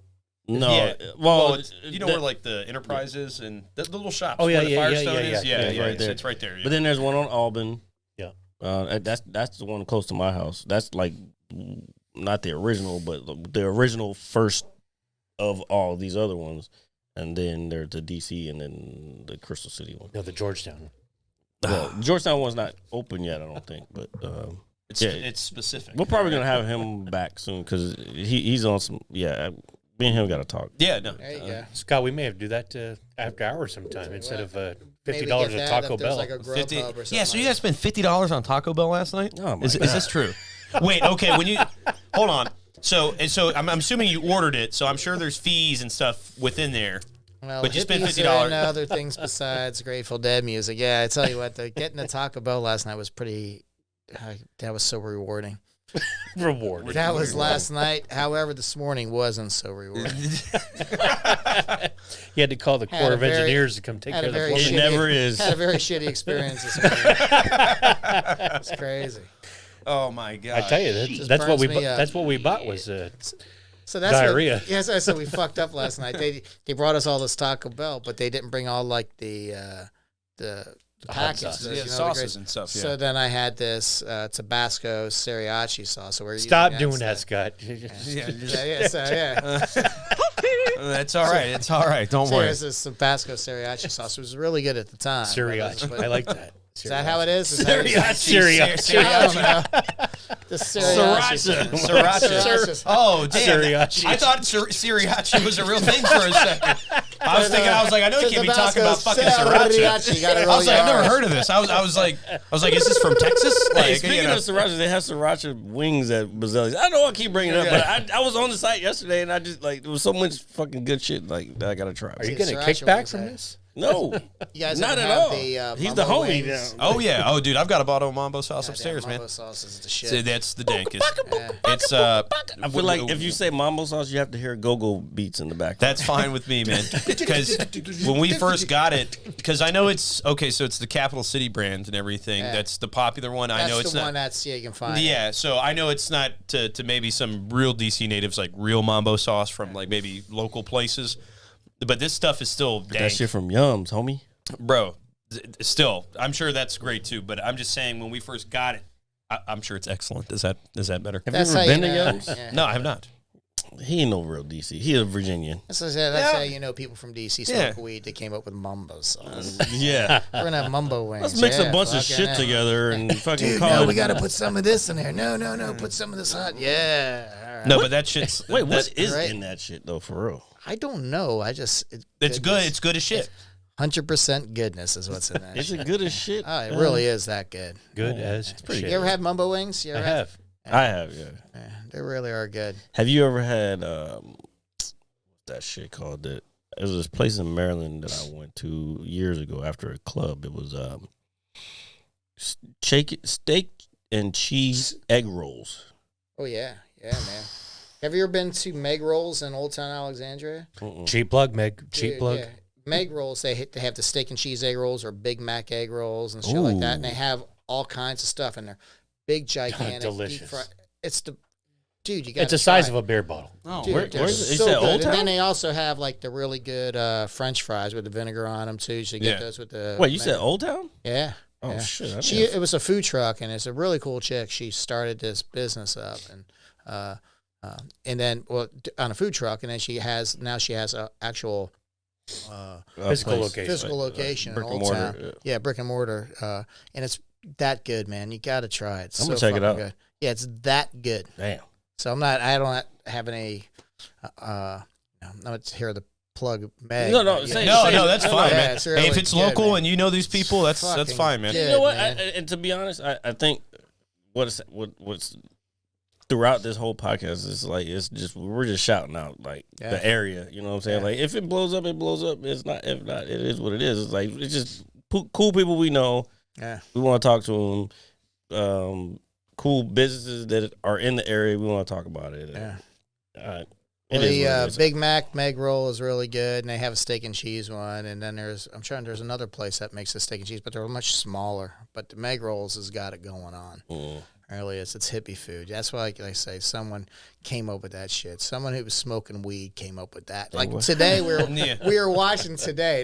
We were over at the Gangrene Turd. The gangrene turd. And, Tortuga verde. Perfect. So sorry, I apologize. Yeah. But anyways, it's gangrene and it's a turd. And tonight, honestly, anything that falls from the ceiling on your plate at the Gangrene Turtle is free. So Oh my god. Holy we're- special Special tonight. so Scott, you just hey. made friends with the manager thanks, today. everybody, guys. My friends. Oh my god. You Is it- First of all, who's the manager? Go At ahead, this Scott. moment.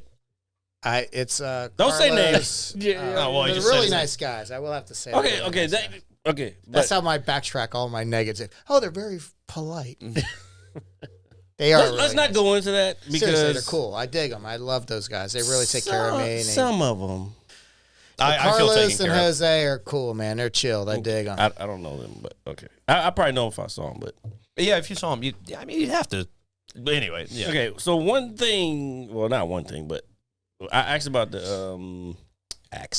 I asked about the cryptozoology not to transition that. This is quite a transition, isn't it? We were just talking about getting high, eating egg rolls. Yeah. Now all of a sudden you're talking to aliens again. And shit dropping from the Hey, ceiling. just so into you your- know, you're watching. Jared's not doing bong hits right now. Yeah. Anyways, why don't I take over the show briefly while they clean So up? I want to ask you something after Jared asks. Okay. asks Wait. that So it's the Alexandria Cryptozoology and Paranormal Society. We didn't get into the paranormal side. Yeah, I want to get into some ghost shit. sure. Holla at your boy. Speaking of being high, Now, See, he did it. I will say, you know, I did. we've done like I've been hiking the Pacific Northwest looking for Bigfoot.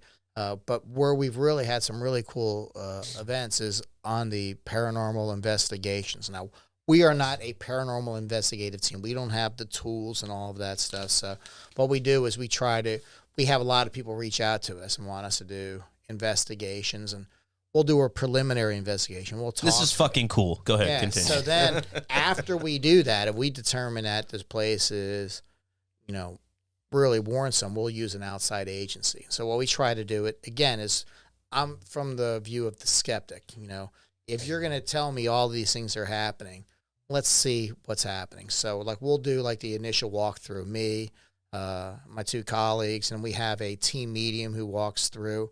And then after we determine that, then we'll bring in the extra crew to come in, and we won't tell them anything that we've learned from the people. Okay. And so we want to see if everything that they find matches up with what they've told us. Okay. And we've had some pretty cool investigations. We did one here just recently with someone from Green Turtle, and I won't mention any names, but the house that he had was pretty, I have to say, there was some energy Can you in there. please tell me off air? I got. Yeah, I definitely will. And I think I know. Never mind. Go ahead. so we did Well, I don't one recently about a year ago. This was in Upper Marlboro, Maryland. And we were the first group to ever do that. It was a friend of ours told us of her brother, you have to come and do their house because this house is haunted. And they were like telling us stories that are off the fucking hook. And you're like, when you hear shit like that, it's like, yeah, sure, you know, whatever. We'll come over and look. Like I said, I'm the skeptic first. Because people who want to see ghosts, see ghosts. See whatever they want. Yeah, they want it's to like, see. you know, so yeah, it's haunted, you know, so it's got to be haunted. But when we went to that house, I mean, that place is fucking haunted. There's no getting around it. And then so now we were the first group to do a thing, and then we had a paranormal group come up and did the investigation. A lot of the findings that they found corroborated things that they were saying specifically. And that's the first time I really had a personal experience where I'm like, get the fuck out. This is kind of crazy, you know? And so they're seeing full body apparitions, and they have chairs, like full chairs moving across the room and shit. Fuck that. Are you serious, dude? Yeah. Now here's the story. This is a Yo, you got to come on more often, man. This this is is a dope. crazy story. Like, we got to This is a smoke crazy one or story. something, dude. Now I went in. Now I'll tell you the story. Like I said, we don't tell me shit. Let us walk around the house first. Let's see it. When you walk in, you look at the house. It's like, holy shit, this is a crazy looking house. And it was owned by, and if you look on, I won't tell you the name of it, try to keep it kind of private, but now it's been in USA Today. It's like a really haunted house now. But before it got, you know, popular, we were like the people to do the investigation.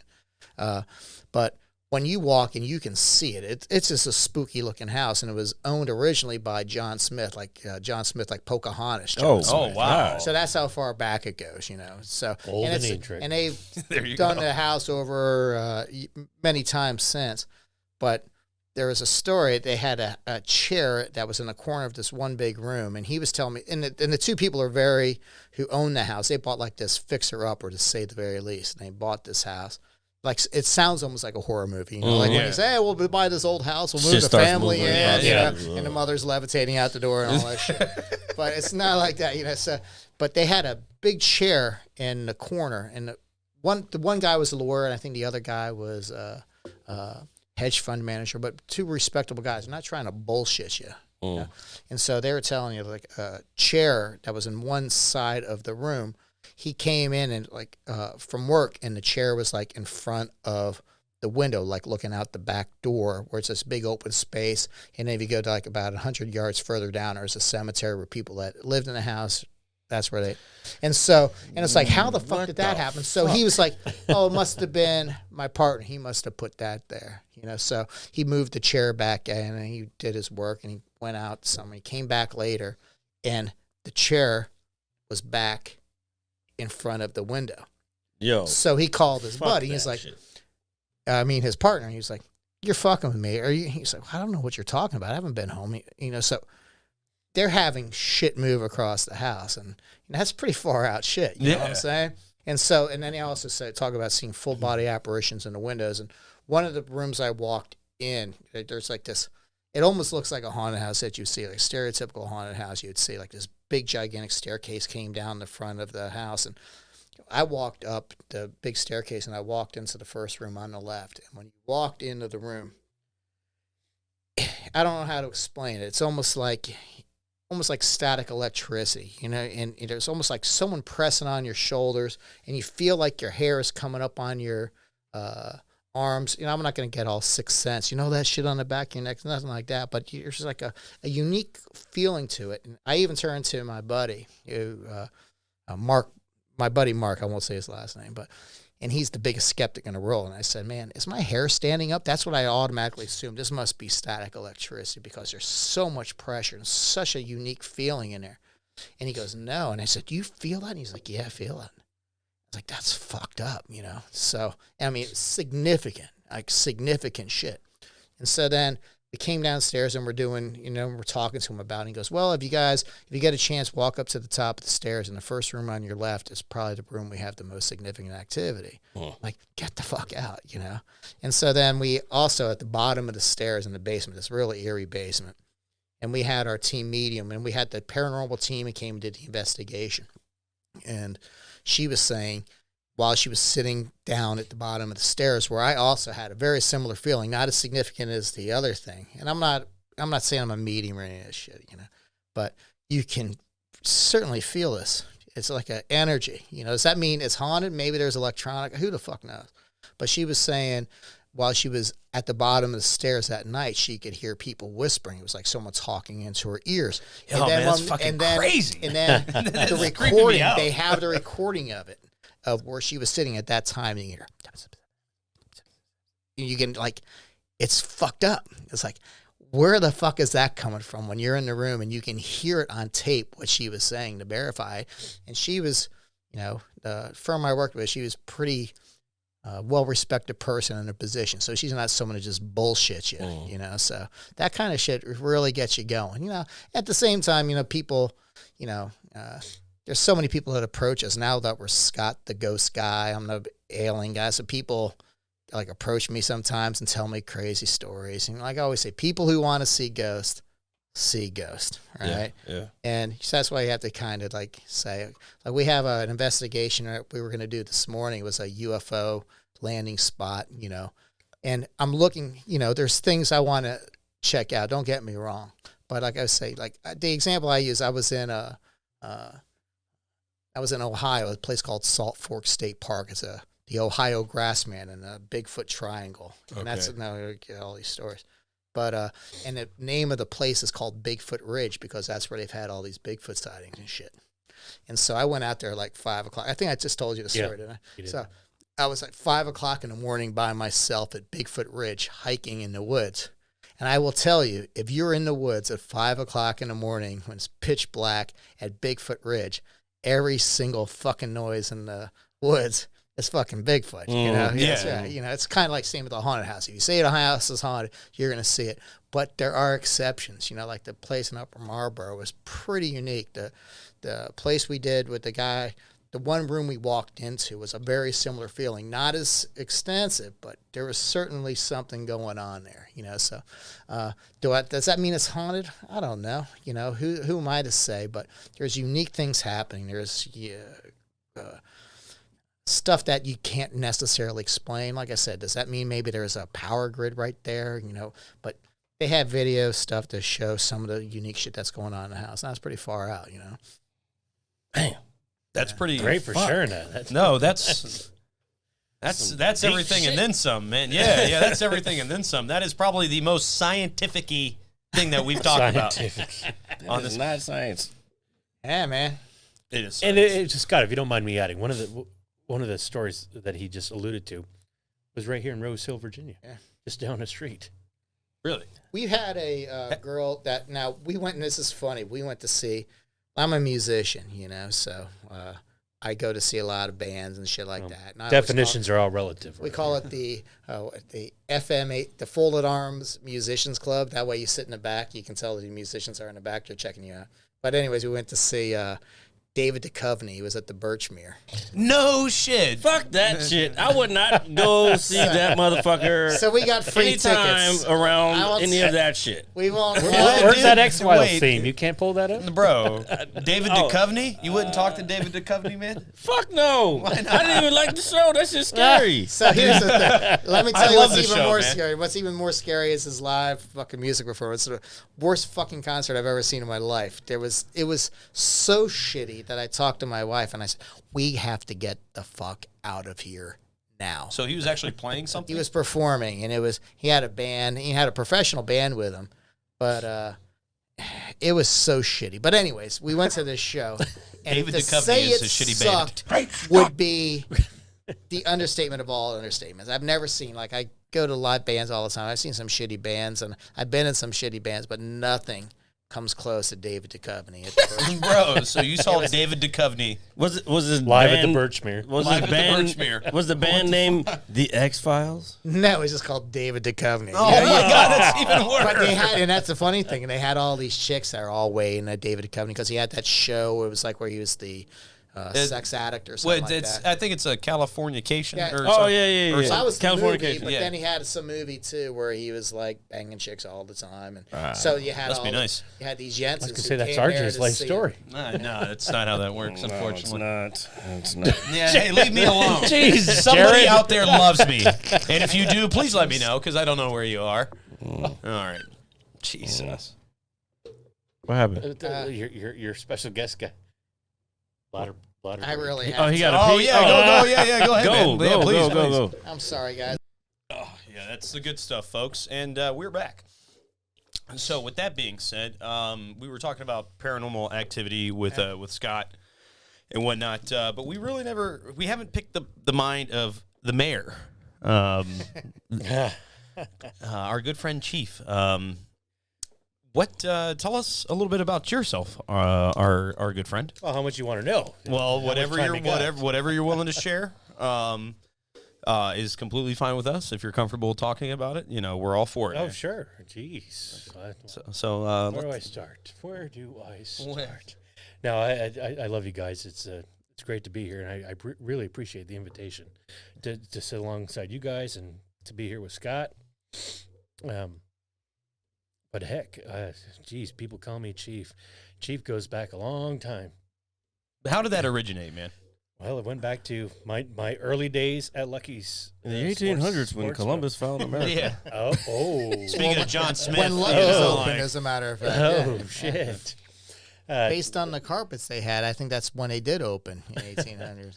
Whoa. well, dude, the carpets were very fucking Yes. disgusting in that place. Anyways, I apologize. I know. Well, no, we miss it dearly, but We do miss it, Julie. That's where I met a couple of friends called, her name was Stone and her husband Steve. Jared might remember them, Stoney and Steve. It sounds familiar. Stone, she used to do the Not blue 100. 42, red 51, and tackle random women or men in Oh, the jeez. Yeah, I don't in the remember bar. her. well, it sounds like a Lucky's thing. So Yes, it's, sir. Anyhow, that sounds very. Anyhow, Lucky's-ish. when I first introduced myself to them, I told them, I said, my name's Christian. I probably shouldn't even say that. My name's Christian and such. And I said, I'm Mohawk Indian. I'm from upstate New York, this and that. And they're like, we're drunk. The only thing we're ever going to remember is Mohawk. We're going to call you Chief. Chief. Is that how that? I And did that was- not know that until That was 2008, I think it was. 2008. The origins of 2009. his name. Yeah. And since then, geez, I've been just a man about town.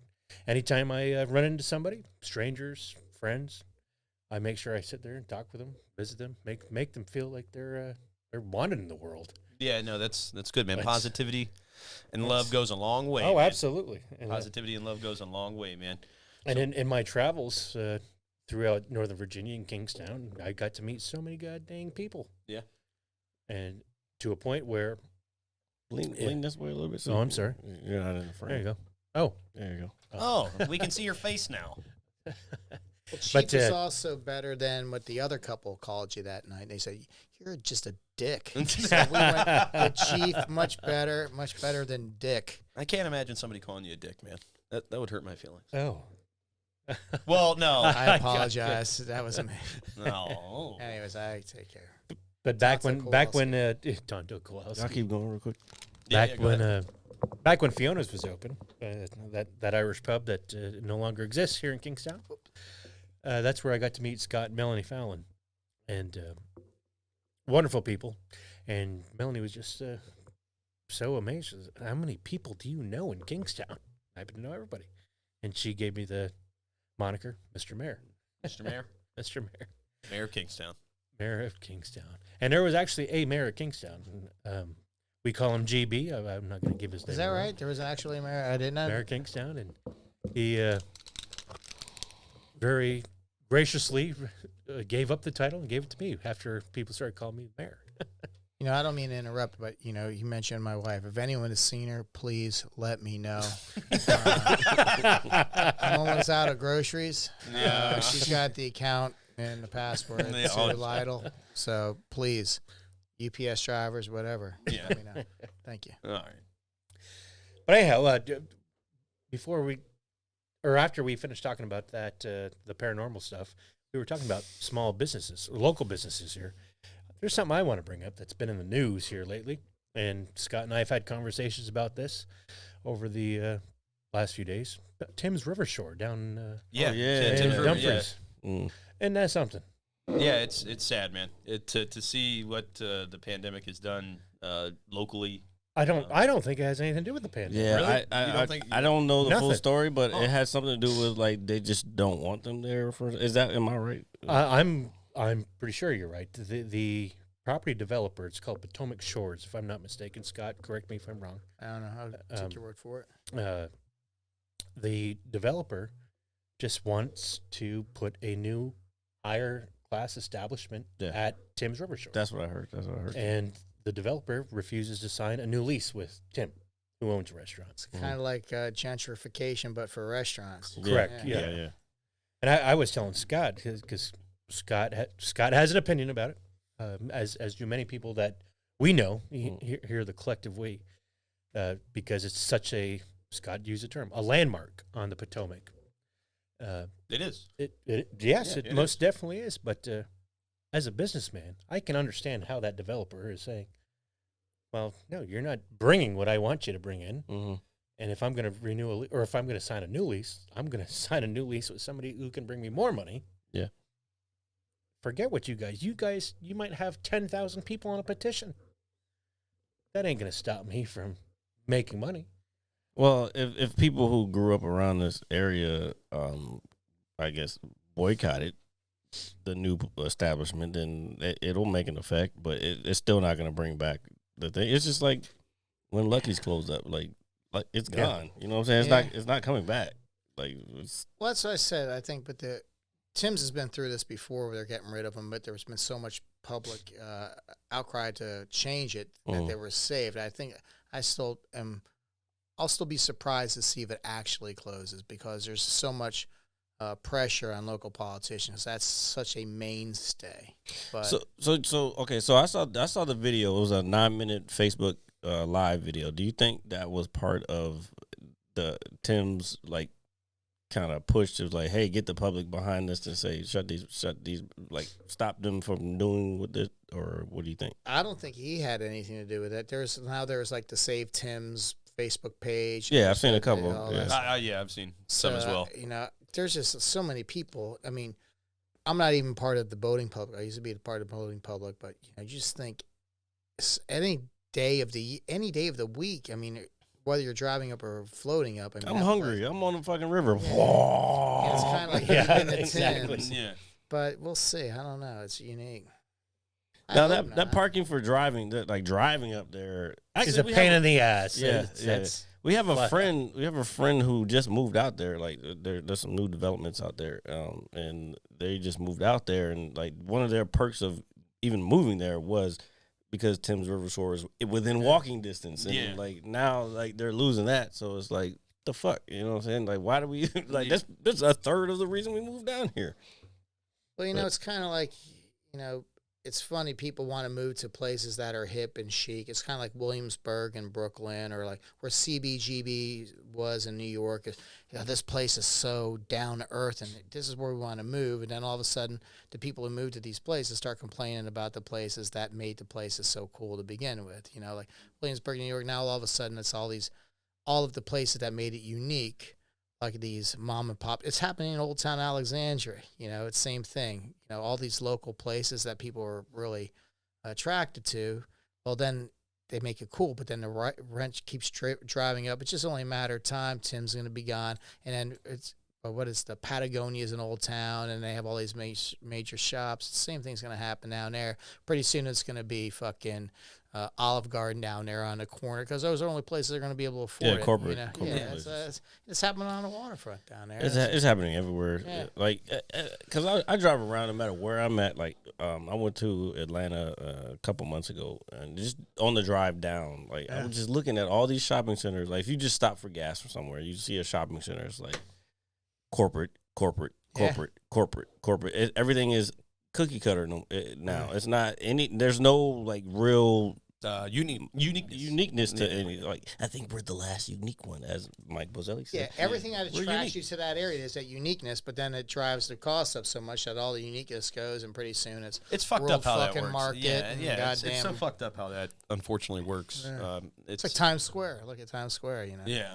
Well, maybe that's not a good example. That was all strip clubs and shit like that. But that's all corporate. You got Coca-Cola over here. You got Pepsi and you got Maybelline. You got the Toys R Us. Is the Toys R Us RJ's there? favorite company, Maybelline. Yeah. Toys R Us. Maybelline. Well, I know they're closed. Is the one in Times Square closed too? Obviously. Okay. Yeah, sorry. yeah. All right. Sorry. I think Toys R Us has been closed for a while. Well, I know it's been closed, but I'm just thinking like that was a staple. Before Toys R Us that, there was a different Toys R Us in Times Square, but that had nothing to do with toys. Oh, Jesus.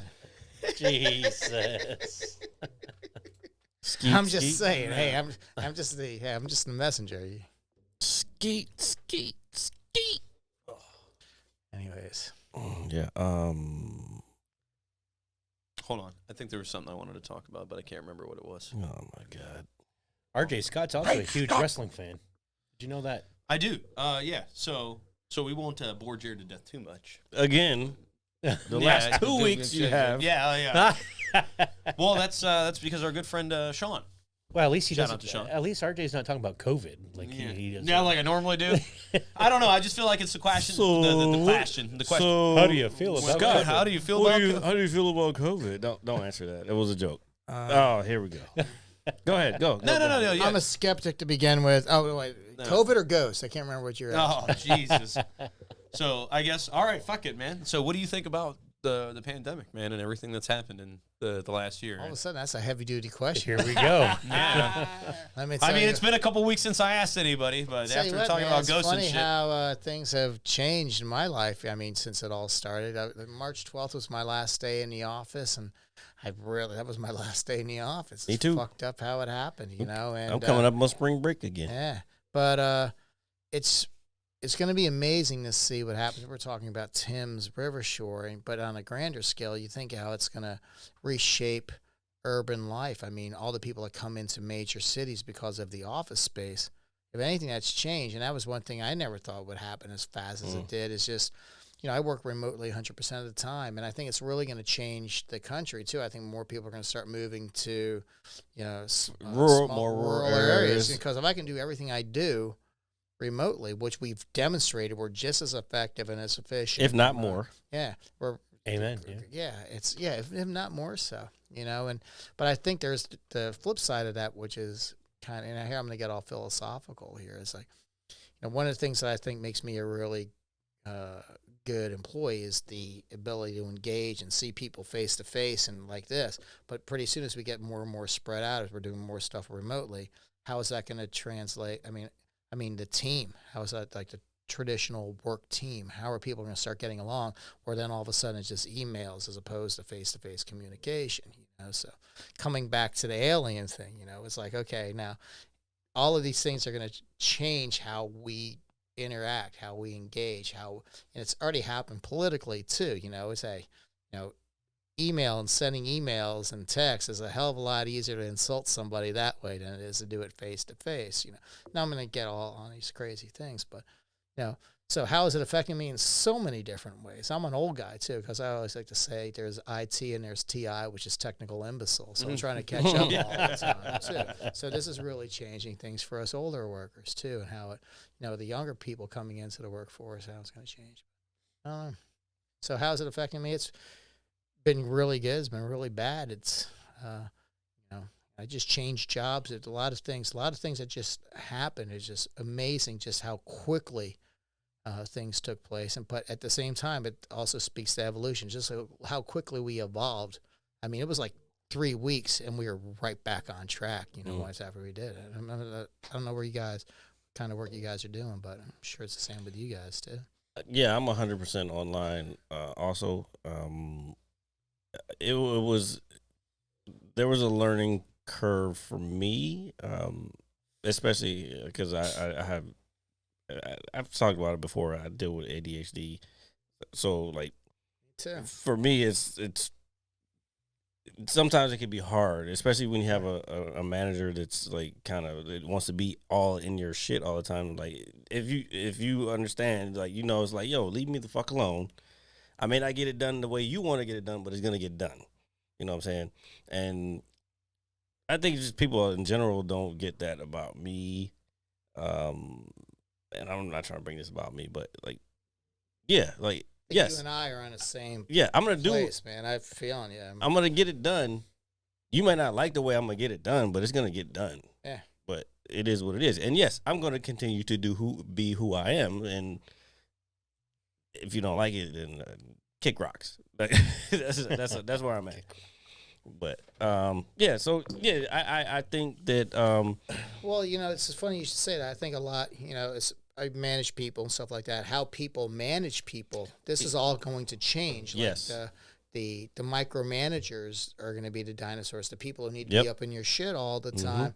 You have to it's going to have to come down to people you trust.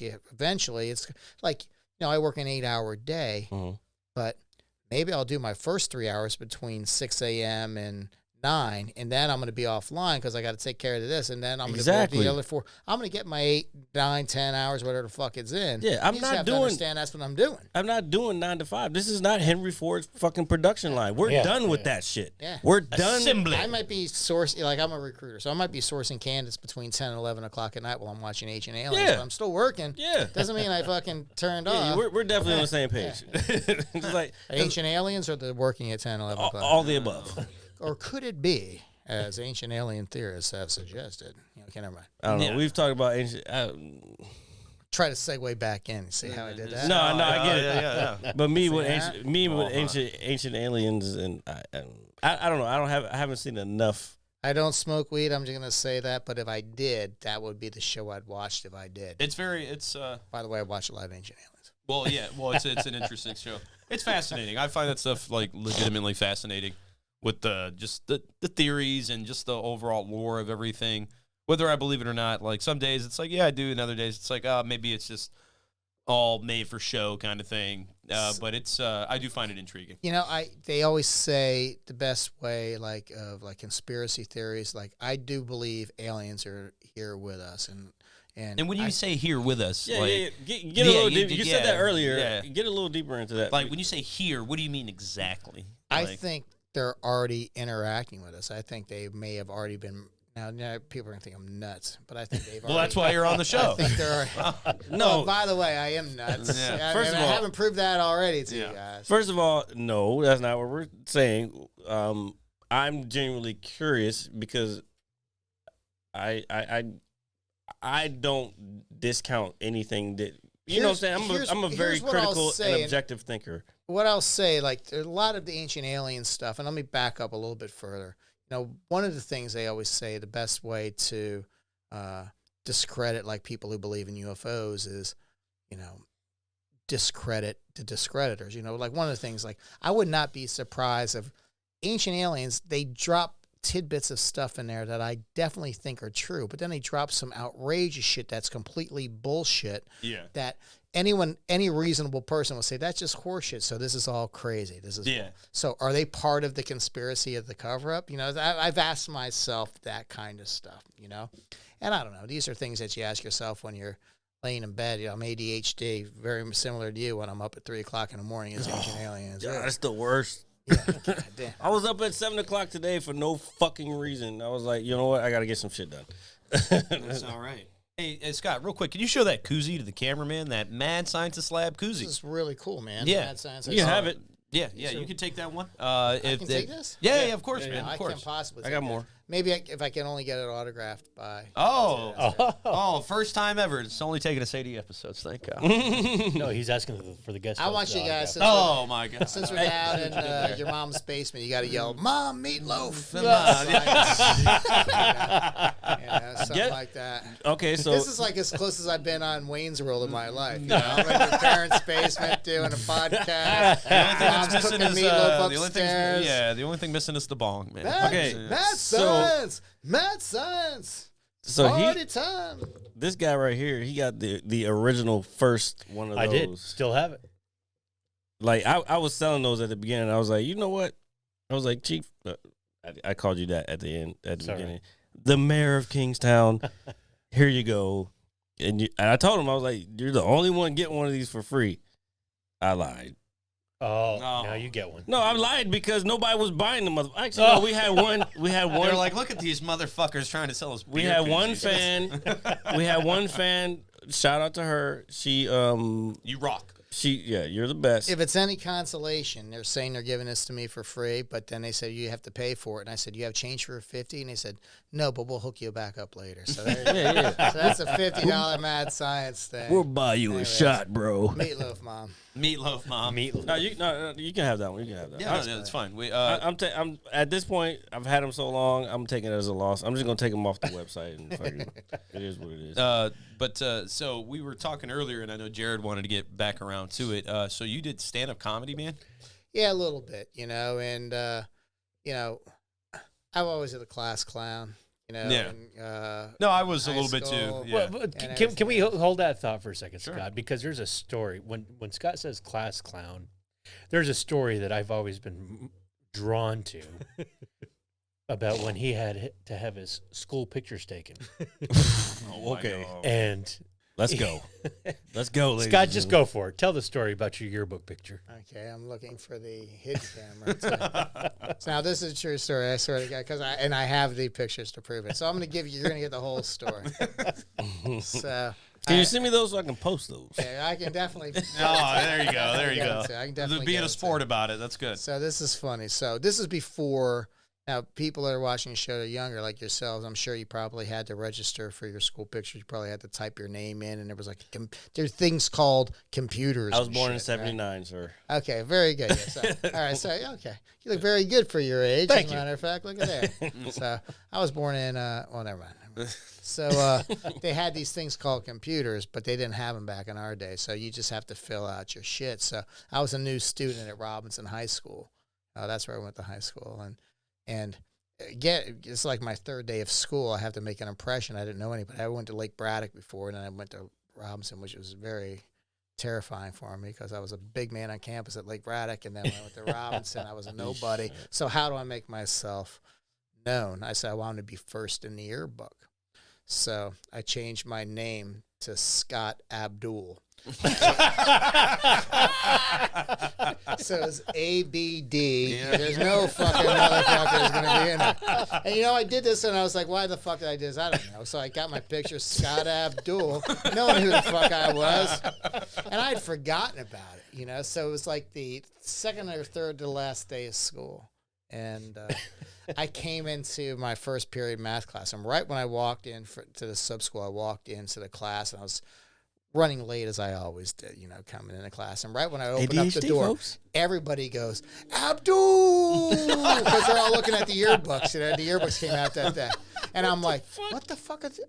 Oh, yeah. So I was like, yeah, I'm Abdul. So I'm like, cool. So second period, the same shit, you know. So I get in the third period class, and I'm like a celebrity. I'm loving it. I can't believe I didn't think of this earlier. Back in 4th grade, holy shit, I'd be getting laid by 6th grade. So I'm like really excited about this, So, anyways, there's a knock on the door, and this chick, her name was Jane Hutt. I'll never forget it. And she goes, She sounds "Hi, hot. I'm here for Scott Fallon. Is he here?" And this teacher stops the class. "Yeah, Scott." She walks me up. She's very polite. "Hi, I'm Jane Hutt. I'm with the yearbook committee. We're the people who did the yearbook, yada, yada, yada, yada. And, I think this might be some type of mistake, but your name came up as Scott Abdul.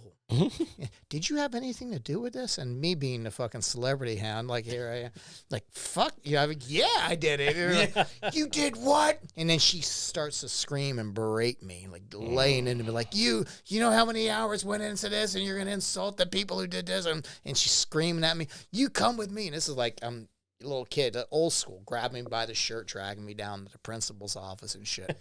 And the principal's name is Mr. Mullins. He's a really nice guy.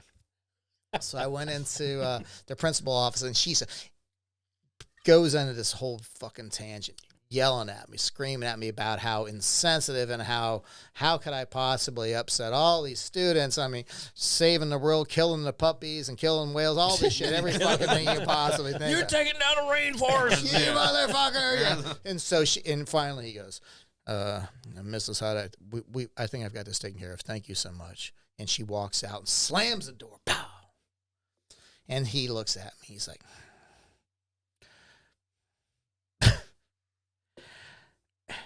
"I really don't know what to do with this one." He goes, "You have to call your parents. Do you know how I can reach your parents?" And I say, "Yeah, I give him a phone." And it's like old Rotary phone. He calls my mom. And so my mom answers the phone. Yes, he goes, "Hi, this is Mr. Mullins. I'm the principal at Robinson Subschool. Your son has something he needs to talk to you about." And he hands me the phone, and she goes, and my mom, knowing me, my brothers are professional smart asses and shit like that. "What did you do? What the fuck did you do this time?" And I said, "Well, I changed my name from Scott Fallon to Scott Abdul in the yearbook so I could be first in yearbook." And my mom burst out laughing. And she's like, "That's great. Okay." And so I handed the phone to Mr. Mullins, and he's like, "Get the hell out of here." Yeah, it's like, what the fuck? So, yeah, to this day, I still have the yearbook. Scott Abdul. Scott Abdul. I gotta see that. Yeah, I'll have to send you a picture. Yeah. That's Please, fucking please. awesome, man. Eh. But talking about the comedy, back to your DC improv, when you start on stage there. Well, Wait. Let me before we start that. Oh, sure. Your first time on stage was at the DC Improv, like doing stand up. that was, you did the stand up there. That's where I went. So you did a class. I did the class, and I did all of the gotcha. stuff, but here's where it happens. Now, one of the things I'm most proud of, there was comedians that were with me, and so I did the class, and I did all this stuff, and every comedian... Hold on. Before you go, I didn't do a class. I didn't do, I guess by studying, I'm doing the old school way. Like, I'm fucking doing open mics and shit. Like, I haven't done the DC Improv, but I know where you're coming from. So I just want to preface it with that. So I don't want to make it seem like I don't know shit. I forgot that you were doing stand up. Yeah, I did it one time on the open micer, but the thing about it, now let me back up the story a little bit. My Yeah. buddy John, I think, is one of the funniest motherfuckers, and I think I'm a funny guy. I like the kid. And no, you're so definitely my buddy John, he's a really funny motherfucker. So one day he called me up, "Hey Scott, we're gonna go do open mic at a comedy place in Tyson's." And I was like, "Okay, let's go do it. When are we doing? Tonight." And I'm like, "Okay." And it's like 5:30. When's it start? 7:30. That's a fucking friend right So he there. goes, "Here's what we're gonna do, but we're gonna do it different. So don't write any jokes. I'll write your jokes for you. Ooh. You write your jokes for me, Ooh. and then we'll get up and do them." And I'm like, "All right, fuck." So I don't get. Well, I can't say that because I'm on camera. So, but let's just say we partake, and then we have some drinks. Oh, okay. And so then we got to the thing. It's all and good. So, like, the third person to go was me, and I went up there, and the idea was to bomb. That was the idea. Because y'all were writing each other. Yeah, we're shit. writing each other jokes. We're writing each other jokes to go up there and bomb, which is funny as shit to me. You know, the people who are at the open mic, they don't know what the fuck we're doing. We're deliberately bombed. So I fucking bombed terribly. It was shitty, and that's how it was supposed to be. And so I walked off, and I go, okay, next up, John Pisano. There you go, John. And they left. So that was like, on top of everything, they didn't have any reason for going up there. It just made me look like a Wait, fucking you bombed idiot. that hard that everybody left? No, my buddy, he deliberately left just so that way he wouldn't have to do it. He just set me up. It was like a practical show. Here, I'll write your shitty jokes for you. Old Indian You go trick. there and Old fuck Indian up. trick. And they watched me bomb, laughing their ass off. And then when it was his time to go, they had already left the fucking bar. And there's, John, okay, I guess we'll move to the next one. I'm like, you motherfuckers. You know? But you know what? They said they what they did was they set you up for like success. Well, you know, to the extent, you know, like I've always been comfortable on stage. Like I said, I was a class clown. I always did shit like that. And I perform, I play guitar and all that shit. But I would say when you start doing comedy, it's a different type of interaction. Oh, yeah. People say, well, you're a musician. This will be easy for you. Well, It's not the that's same. hard sometimes, you know, and sometimes I still get butterflies and stuff like that. But when the first time I did stand-up, like I said, well, you did it improv, you did the class. You know, you're still performing like in front of the class. And so then, okay. And you start getting nervous. And then all the things you thought were funny, Yeah. they might be funny, but how you deliver that funny is a completely different Yep, thing. yep. So what I was doing too, I was doing open mics that people didn't know, but I was doing stand up and You were getting shit to like practice that. in. I was getting to practice in. Yeah, you were doing it right. Yeah. Like I started right before COVID fucking popped off. Like my first time was in, I think it was February, and like I fucking loved it. I got off stage and I was done with the night. I was fucking hyped on the way home. I was like, I have to do it again. Yeah. And fucking COVID fucking happened. Yeah. I want to do it again. I really want to get back into it. I'm doing it. I've been writing jokes here and there, but I don't have anybody to fucking really put them on. I joke with my friend, but it's not the same The thing. thing about it, and that was the one thing you learned in the class, is you write a joke that you think is funny, but then you take that joke and then write the same joke from the perspective of someone looking at it, or write the same joke 5 different ways. Yeah. Okay, and then how are you going to deliver that joke and say it 5 different ways? And then how are you going to make that work? And that was really humbling. And that was the cool thing when I was doing open mics. My wife and I was doing all this shit. But you know, sometimes people wouldn't laugh. And a lot of times when you go to open mics, a lot of the people in the audience They're are all comedians or writing comedians. jokes anyways. Yeah. So it's just an opportunity to get. But every now and then you write a joke and you put one in there and you get laughs. There's nothing great about, there's nothing better than that. Yeah. Okay. That's how, and then how am I going to deliver this joke? You know, how am I going to take the same, because sometimes you have something that's really funny and it's fucking sucks how you're delivering it, but maybe you look at it a different perspective. You know, this is how it's going to be, or maybe look at it this way, maybe it's from a woman's point of view, how you say, you know, now all of a sudden it's funny. You know? But that was a lot of fun. So how long ago were you doing open mics? Like That was a few years ago. Because 4 years ago. Like I wanted to do it again. I recorded my first one, and I got probably 2 out of that. I think like 2 that I could definitely work with. 2 jokes. Yeah. Okay. Well, that's not a very good. I mean, hopefully, how many open mics did you do? I'm kidding. I'm giving you a hard time. no, like I said, I did one, and So let's hear the joke. I'm sure you remember the good jokes because the good ones are really good. God damn it. All right, let me see if I can remember it. Way to put It's the been a guy on long the time. spot. It's been a while. But you since I've can't done say I it. had 2 good jokes and then not be able to tell them. Come on. I don't want to give it to these people because then they be like, ooh. I forgot. I'm sorry. Yeah, I don't want to. I don't. Like, this one I can still use. Actually, it's really relevant again because of what we talked about earlier. Sure. So, Oh, I yeah. don't want to spill it yet. It was empty. Yeah, it's all right. Don't worry about it. My beer bottle And just you know fell what's out. crazy? If I anything, keep, it'll just start an electrical grabbing the fire. empty beer bottle. It's all right. It's all right. Don't worry about that. Don't worry Mr. about Mad that. Scientist, so if you want to see his DC improv, it's on my Instagram page. So you can. Well, that's the thing, but I don't want to see that. I'm starting a new job, and there's a lot of things I don't necessarily need to be saying. Oh God. but the That's- show, here's what I the show did doesn't learn. know my name. The most important thing I learned from all of that is that everyone is a comedian until the joke is on them. You know, and it's like everybody has a great sense of humor. Oh, I can't believe so-and-so is a snowflake is so sensitive. But when the joke turns back around, everybody, I can't believe you would say that. You know? Yeah. Fuckers. That's what I'm But sorry. That's slip. but I think that's why like a lot of the greats right now they don't give a fuck about that. Yeah. It's like they already know like Anthony Jeselnik. what can funniest motherfucker. what can you say to me that I can't say about myself? You know what I'm saying? And I'm still trying to get to that point because I still take a lot of shit that people say to me like internally, and I shouldn't, but it is who I am at this point. You shouldn't.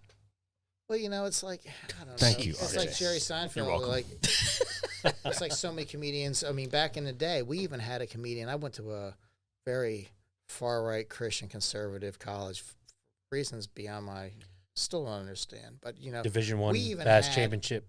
Division Bass Championship. That's a whole other story. But we had comedians came on campus, and some of them were, you know, and I loved it because they're deliberately ruffling feathers, and that was accepted. Well, it's the comedian. Now you're, you know, one of the things, you know, I lean very far left, but at the same time, when it comes to political correctness and it comes to, no one wants to be upset and stuff. Like Jerry Seinfeld was even talking, I don't even want to go on campus. You can't go on campus because you're going to insult somebody. I don't know. I think that's the idea of comedy. It's stepping over the line. Stepping over the line, making you Seeing where the making line's you at. laugh. Well, That's right. you're talking about stepping the line. I was the other day I was just watching random stuff on YouTube, and what is it? Ricky Jarvis? Is that Gervais. Gervais. Yeah, he's funny as fuck. Yeah, so Ricky Jarvis? Oh, sorry, fuck. I made an error. He's not a comedian. Again. Yeah, I'm not a funny person at all. I'm very serious. Anyway, so I was watching his monologue that he did last year. I guess what was it, the Golden Globes or whatever? Yeah, it's great. Yeah, it's excellent, and it's like it was so insulting, Yeah. and it was great. I loved every moment. It wasn't insulting. He was speaking the truth. He was No, Yeah. but it's like insulting to the audience that you know what I'm trying to that say. shit was fucking love funny. Yeah, no, but it's what I'm saying. Like I loved it. But that's to his point where like they couldn't take the joke. Yeah, no, but that's why I brought it up. Yeah, so because I just everybody recently wants watched to be it. so comfortable, even when they laugh. Well, you know, fuck you. That's what I say. Have you ever watched Anthony Jeselnik? You ever watch him? I've not. No. He's simply the funniest motherfucker on the planet right now. You have to watch Anthony Jeselnik. I've heard the name. I have to look it up again. Nothing is politically correct. It's the most over the top, insensitive humor in the history of comedians, and his delivery is so great. You have to watch him. Anthony Jeselnik is, and it is really, really raw. So if you have, if you're going to come into and say, I'm going to be offended by this, you probably won't want to watch it, you know. So that's your top right now? Right now, I'd say the funniest guy and like stand-up comedian is definitely Anthony Jeselnik, in my opinion. Oh, wow. Now, there's great comedians all over there. I love watching comedy. But I in terms of a specific... Now, we went to see Chris Rock, my wife and I. This was at... I got a funny story about that. Constitution Hall we went to see. And and what I learned there, and it's very similar to music, don't ever choose an opening band that's as good or better than you. They're called the opening act. And so the opening act for Chris Rock was Anthony Jeselnik and Chris Rock, Jeff Ross, the... I know you know Jeff what I'm talking Ross. about? He's the roast master. Yeah, he also does banging mics with David Tell, I think is.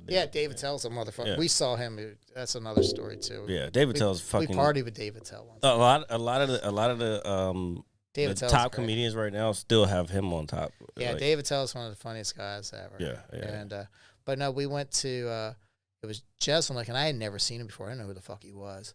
And then we saw him, and then Jeff Ross did his regular stand up, and then he came back out after, and then he roasted brought like 12 people up on stage and roasted them. And we had laughed so hard from Jeselnik and Jeff Ross. It was like the funniest two comedians I'd ever seen. And then Chris Rock came up. I couldn't laugh anymore. I was just so tired of laughing. So Chris Rock coming in, then he started telling stories about his divorce, which are really, really depressing stories. Shit! Like, but those are. And it was like, these aren't really funny stories. Wait. And, So was that before his special came out? This was about 2017, 2018, I Yeah, guess. that special on Netflix that he did, that's what he was working that same material. Yeah. That's what that was. Yeah, he was doing all And that. it was okay. Did he do the Jamaican joke? Like you go to Yeah. Caribbean? Yeah, it's the same shit that was on Some of it was Netflix. funny, but after seeing those other two guys, Yeah. Like, holy shit, these guys killed. Yeah. And the funny thing, there was 3 women in front of us, and that's how I knew it was really good. Because of what I was saying. They were so insulted. And watching them with Anthony Jeselnik, it was kind of like one of the things he said, like, he said he's politically incorrect in whatever he says. So anytime anything happens, he goes, like, my brother, plane crashed, and before I could even write the joke, my phone rings, my brother says, don't do it. That's kind of like what I was saying. Like, I got a Tiger Woods joke I wrote right after. Whoa. Should I tell that one? Well, go for it. Do you want me to tell this? So No this is holds my barred. inner Anthony Jeselnik. So First of all, if you're gonna be anybody out there right now, while you get into that, anybody out there, if you're gonna go to a comedy show, don't sit in the front row if you're gonna get offended by some shit. yeah. Like, because they're gonna get you. Like, that's why you're there. There's one comedian, I don't know his name, and he always just plays back videos of him going back and forth with hecklers. People get insulted, and they're fucking great. He's like a redhead guy, a Jewish guy. No, there's another guy that's A even redhead funnier Jewish than guy. him. Jesus. If there's such a thing. Jesus. I think There's he's a Jewish, joke right there. Oh my God! So Walk into a bar, right? redheaded Jewish guy walks into a bar. Oh my God! Bartender says, "Never mind." Why he's doing that? I am going to speak my mind because Jared gave me the thumbs up to do so. Who's your favorite comic? Honestly, you guys have so much more vast knowledge. That's not what my question was. All right. So probably my favorite stand-up is honestly is probably Eddie Murphy. Rodney Dangerfield. Come on, man. Rodney is Ooh, great. no Rodney- respect. No respect. Or Scott, who is Professor Turkinson in Back I also Carlin. I like George Carlin. George Carlin. Carlin. Yeah. I like Carlin's a George beast. Carlin a lot. I obviously Dave Chappelle. He's Chappelle's a beast. I told Scott a couple weeks ago, maybe just a few days ago, the only Chappelle skit I have ever seen was a reason Scott got banned on Facebook. He was thrown in Facebook jail. I put the Clayton Bixby. Oh, that's You got Char- Facebook banned for that? Scott I did. got banned for that shit. What Can the you believe fuck? It was Clayton Bigsby at the Capitol the insurrection. The Trump cult trap. Oh, was it a meme that was? It was like him sitting with all the I saw the that. Trump cult guys. And so I posted that. They I threw him in posted- jail. That's funny. That shit was It's- fucking hilarious. Dude, the second I posted, it was like, boop, That 3 shit- weeks, bam. Yo, It's like that they had it shit. tagged. No, they're You they're motherfuckers. Yo, Facebook, fuck Facebook, because I got fucking fuck you. I posted an article. Somebody was asking about he was a former guest. We were talking back and forth about like who got bailouts, like car companies back during the Obama joints, and this person was like, yeah, Ford didn't take anything. I'm like, The fuck they did. the fuck you talking about?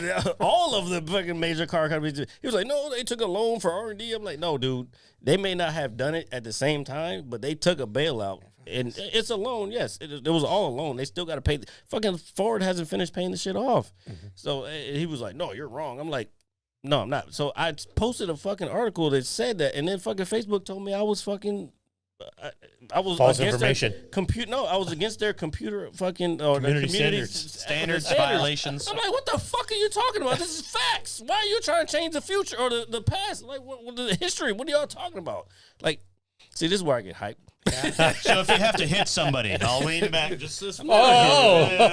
No.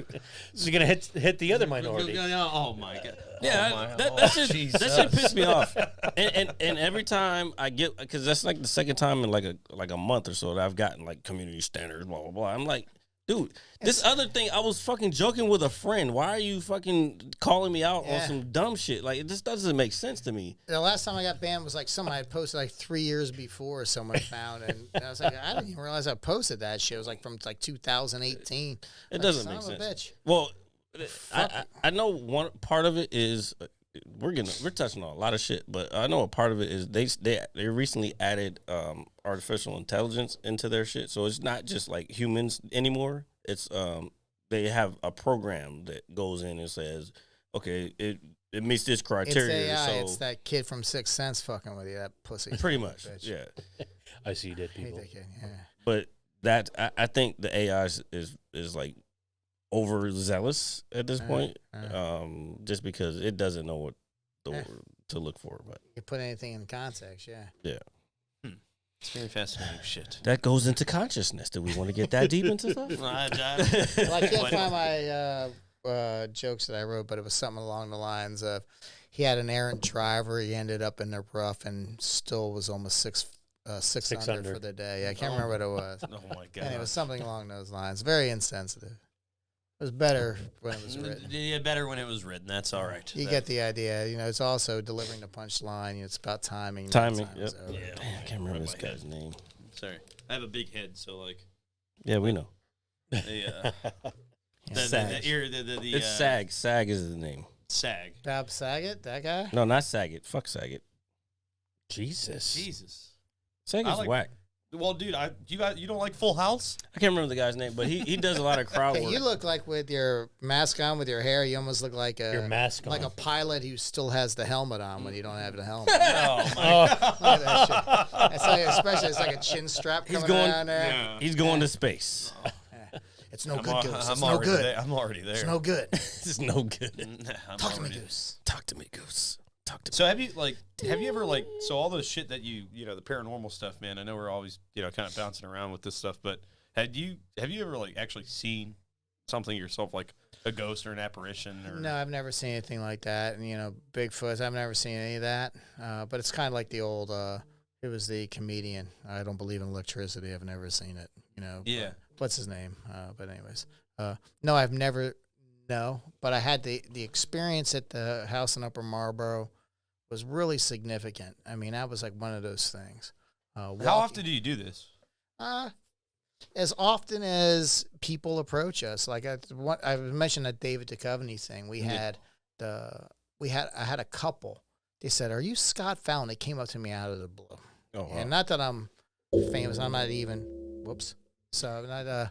Sorry. That's. Yeah, I we was gotta looking do to something play a about that. strength. Yeah. But they said, "Are you Scott Fallon?" I'm like, "Yeah." Like, oh shit, what did I do? That's what I'm thinking first of all. And they said, "Well, you're the paranormal guy." Oh. Duh. Well, of course. Yeah. Of course. I mean, that's why I'm here at David Duchovny, for fuck's sake, For fuck's And sake. so they went and told me this story about, in Old Town Alexandria, they're redoing their basement, and this sounds like the movie Poltergeist, where this row of townhouses was they had actually way back when had literally removed cemeteries plots and moved the bodies, and so that's where this row of townhouses was. And they were saying, we have people coming over to help us redo this basement, and we can't keep contractors there because things are moving around in the basement. We've had so much paranormal activity, we can't get people to finish the job, And that's the kind of shit that's really fascinating. People coming up out of the blue and telling you these stories. Like the house we saw in Rose Hill was just a random person coming up and talking to me about a story. Same thing with the one in Upper Marlboro. So those are the things that really are fascinating. It's one thing that's the thing about those ghost shows you watch. I think they're all full of shit. Most of them are full of shit. Yeah. Because if you find ghosts on every goddamn episode, why do you always act so fucking surprised? Yeah. Right? Yeah, we got another one. You would think, there's another ghost. Did you see that? Did you hear that? But Oh my God. when it's genuine, I that do kind of thing. honestly believe there is.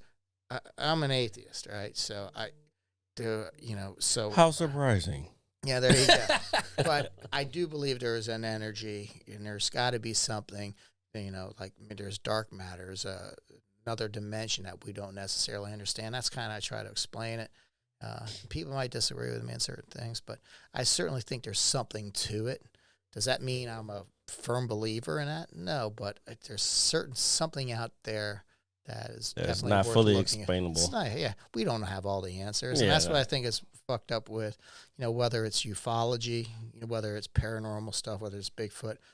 We're very naive and believe that, hey, we've seen all of the world. We know all these things. We don't know shit. No, there's right? shit in the deep sea that I remember growing up. I'm a little younger than y'all, but I remember growing up when. Wait a second. What? Little Oh yeah, younger. you're 79. I'm a little younger than Fist you. bump. Fist bump, chief. Like, Yeah, there we wait go. a second. Young and handsome over here. Says the guy that has to use just for men. They've never lived in a world where pizzas weren't delivered. So that's how young that is. Sheesh. Hey, first of all, you're talking to the man. or Blockbusters existed on that. I've been to come on now. Blockbuster. Come on. Fuck out of here. No, but Please be kind, I remember. rewind. I remember in science class watching. Like they had these deep Science. Yes, All right. science. They had these deep cameras that went down below into the ocean, the Marianas Trench. It's like, this is the deepest part of the ocean, and now we have. We found these. What are they called? I can't remember. I saw them at the Georgia Aquarium, but they called like the worms, the little worms that come up. This was new shit when I was growing up, and this was it. But now it's like normal shit. Everything down there is white or translucent or whatever because there's no light. There's that, but we didn't know about any of this shit until like 20 years ago. They haven't even mapped out the entire ocean. Only a certain percentage of it's actually been explored. Yeah. Fucking mapped, so no one knows. So shit these of motherfuckers think we gonna find everything in space? Get the fuck out! We ain't even figure out Earth yet. You know what I'm saying? Like I said, Earth. Earth. Welcome Welcome to Earth.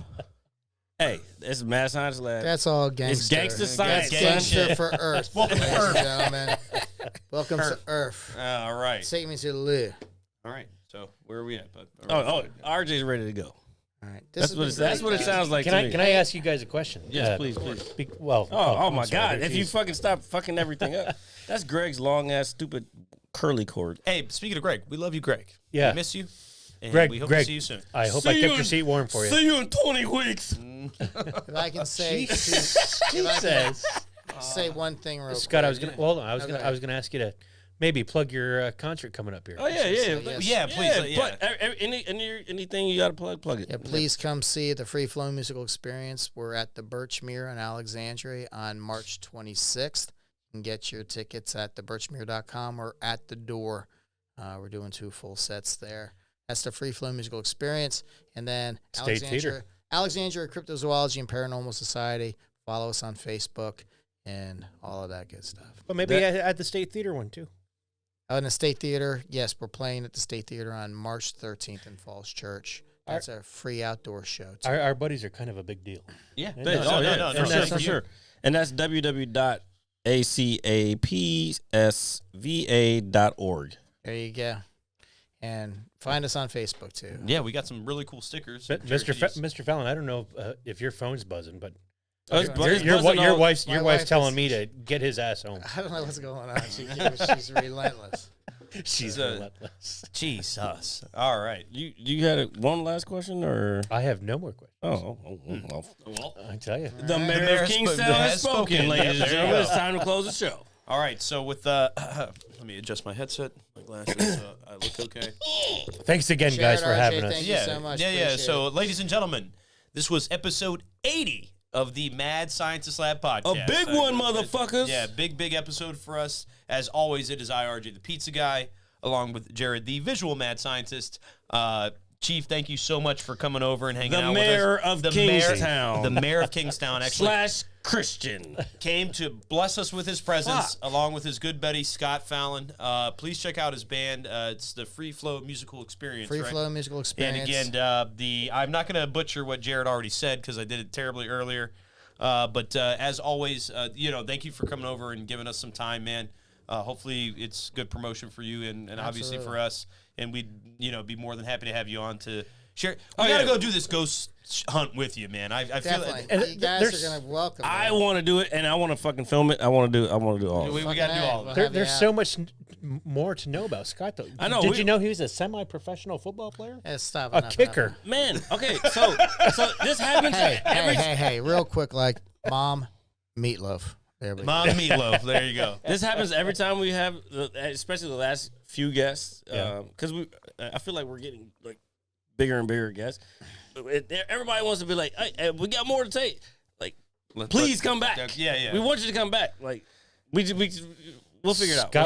Scott was really hoping for the whiskey from RJ, but Yeah, so I'll make it a priority. He dropped the ball. Next time we'll have whiskey.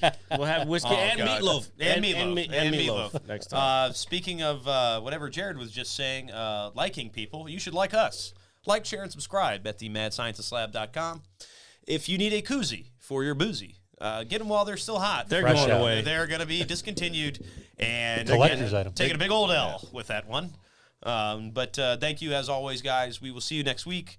And yeah, so I guess we're going to continue our parade into the realm of drunkenness somewhere else. Great ladies' glasses, RJ, by the way. Thank you very much. They show off my I am transitioning. You're feminine. Oh, Yeah, yeah. I'm transitioning. Full circle. That's how we do it. Full circle, baby. Just like a pizza. All right. All right. All right. Take That's care, enough. guys. All right. Thank you. Holla. Holla, holla. I'm gonna hit you so hard you won't see nothing. Ever, ever, ever, Yeah. ever, ever, ever.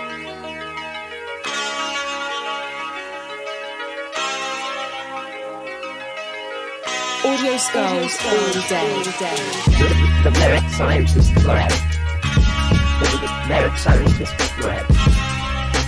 The merit scientist lab. The merit scientist lab. You can't have an opinion on something that you haven't even tried. Exactly. The merit scientist lab. The merit scientist lab.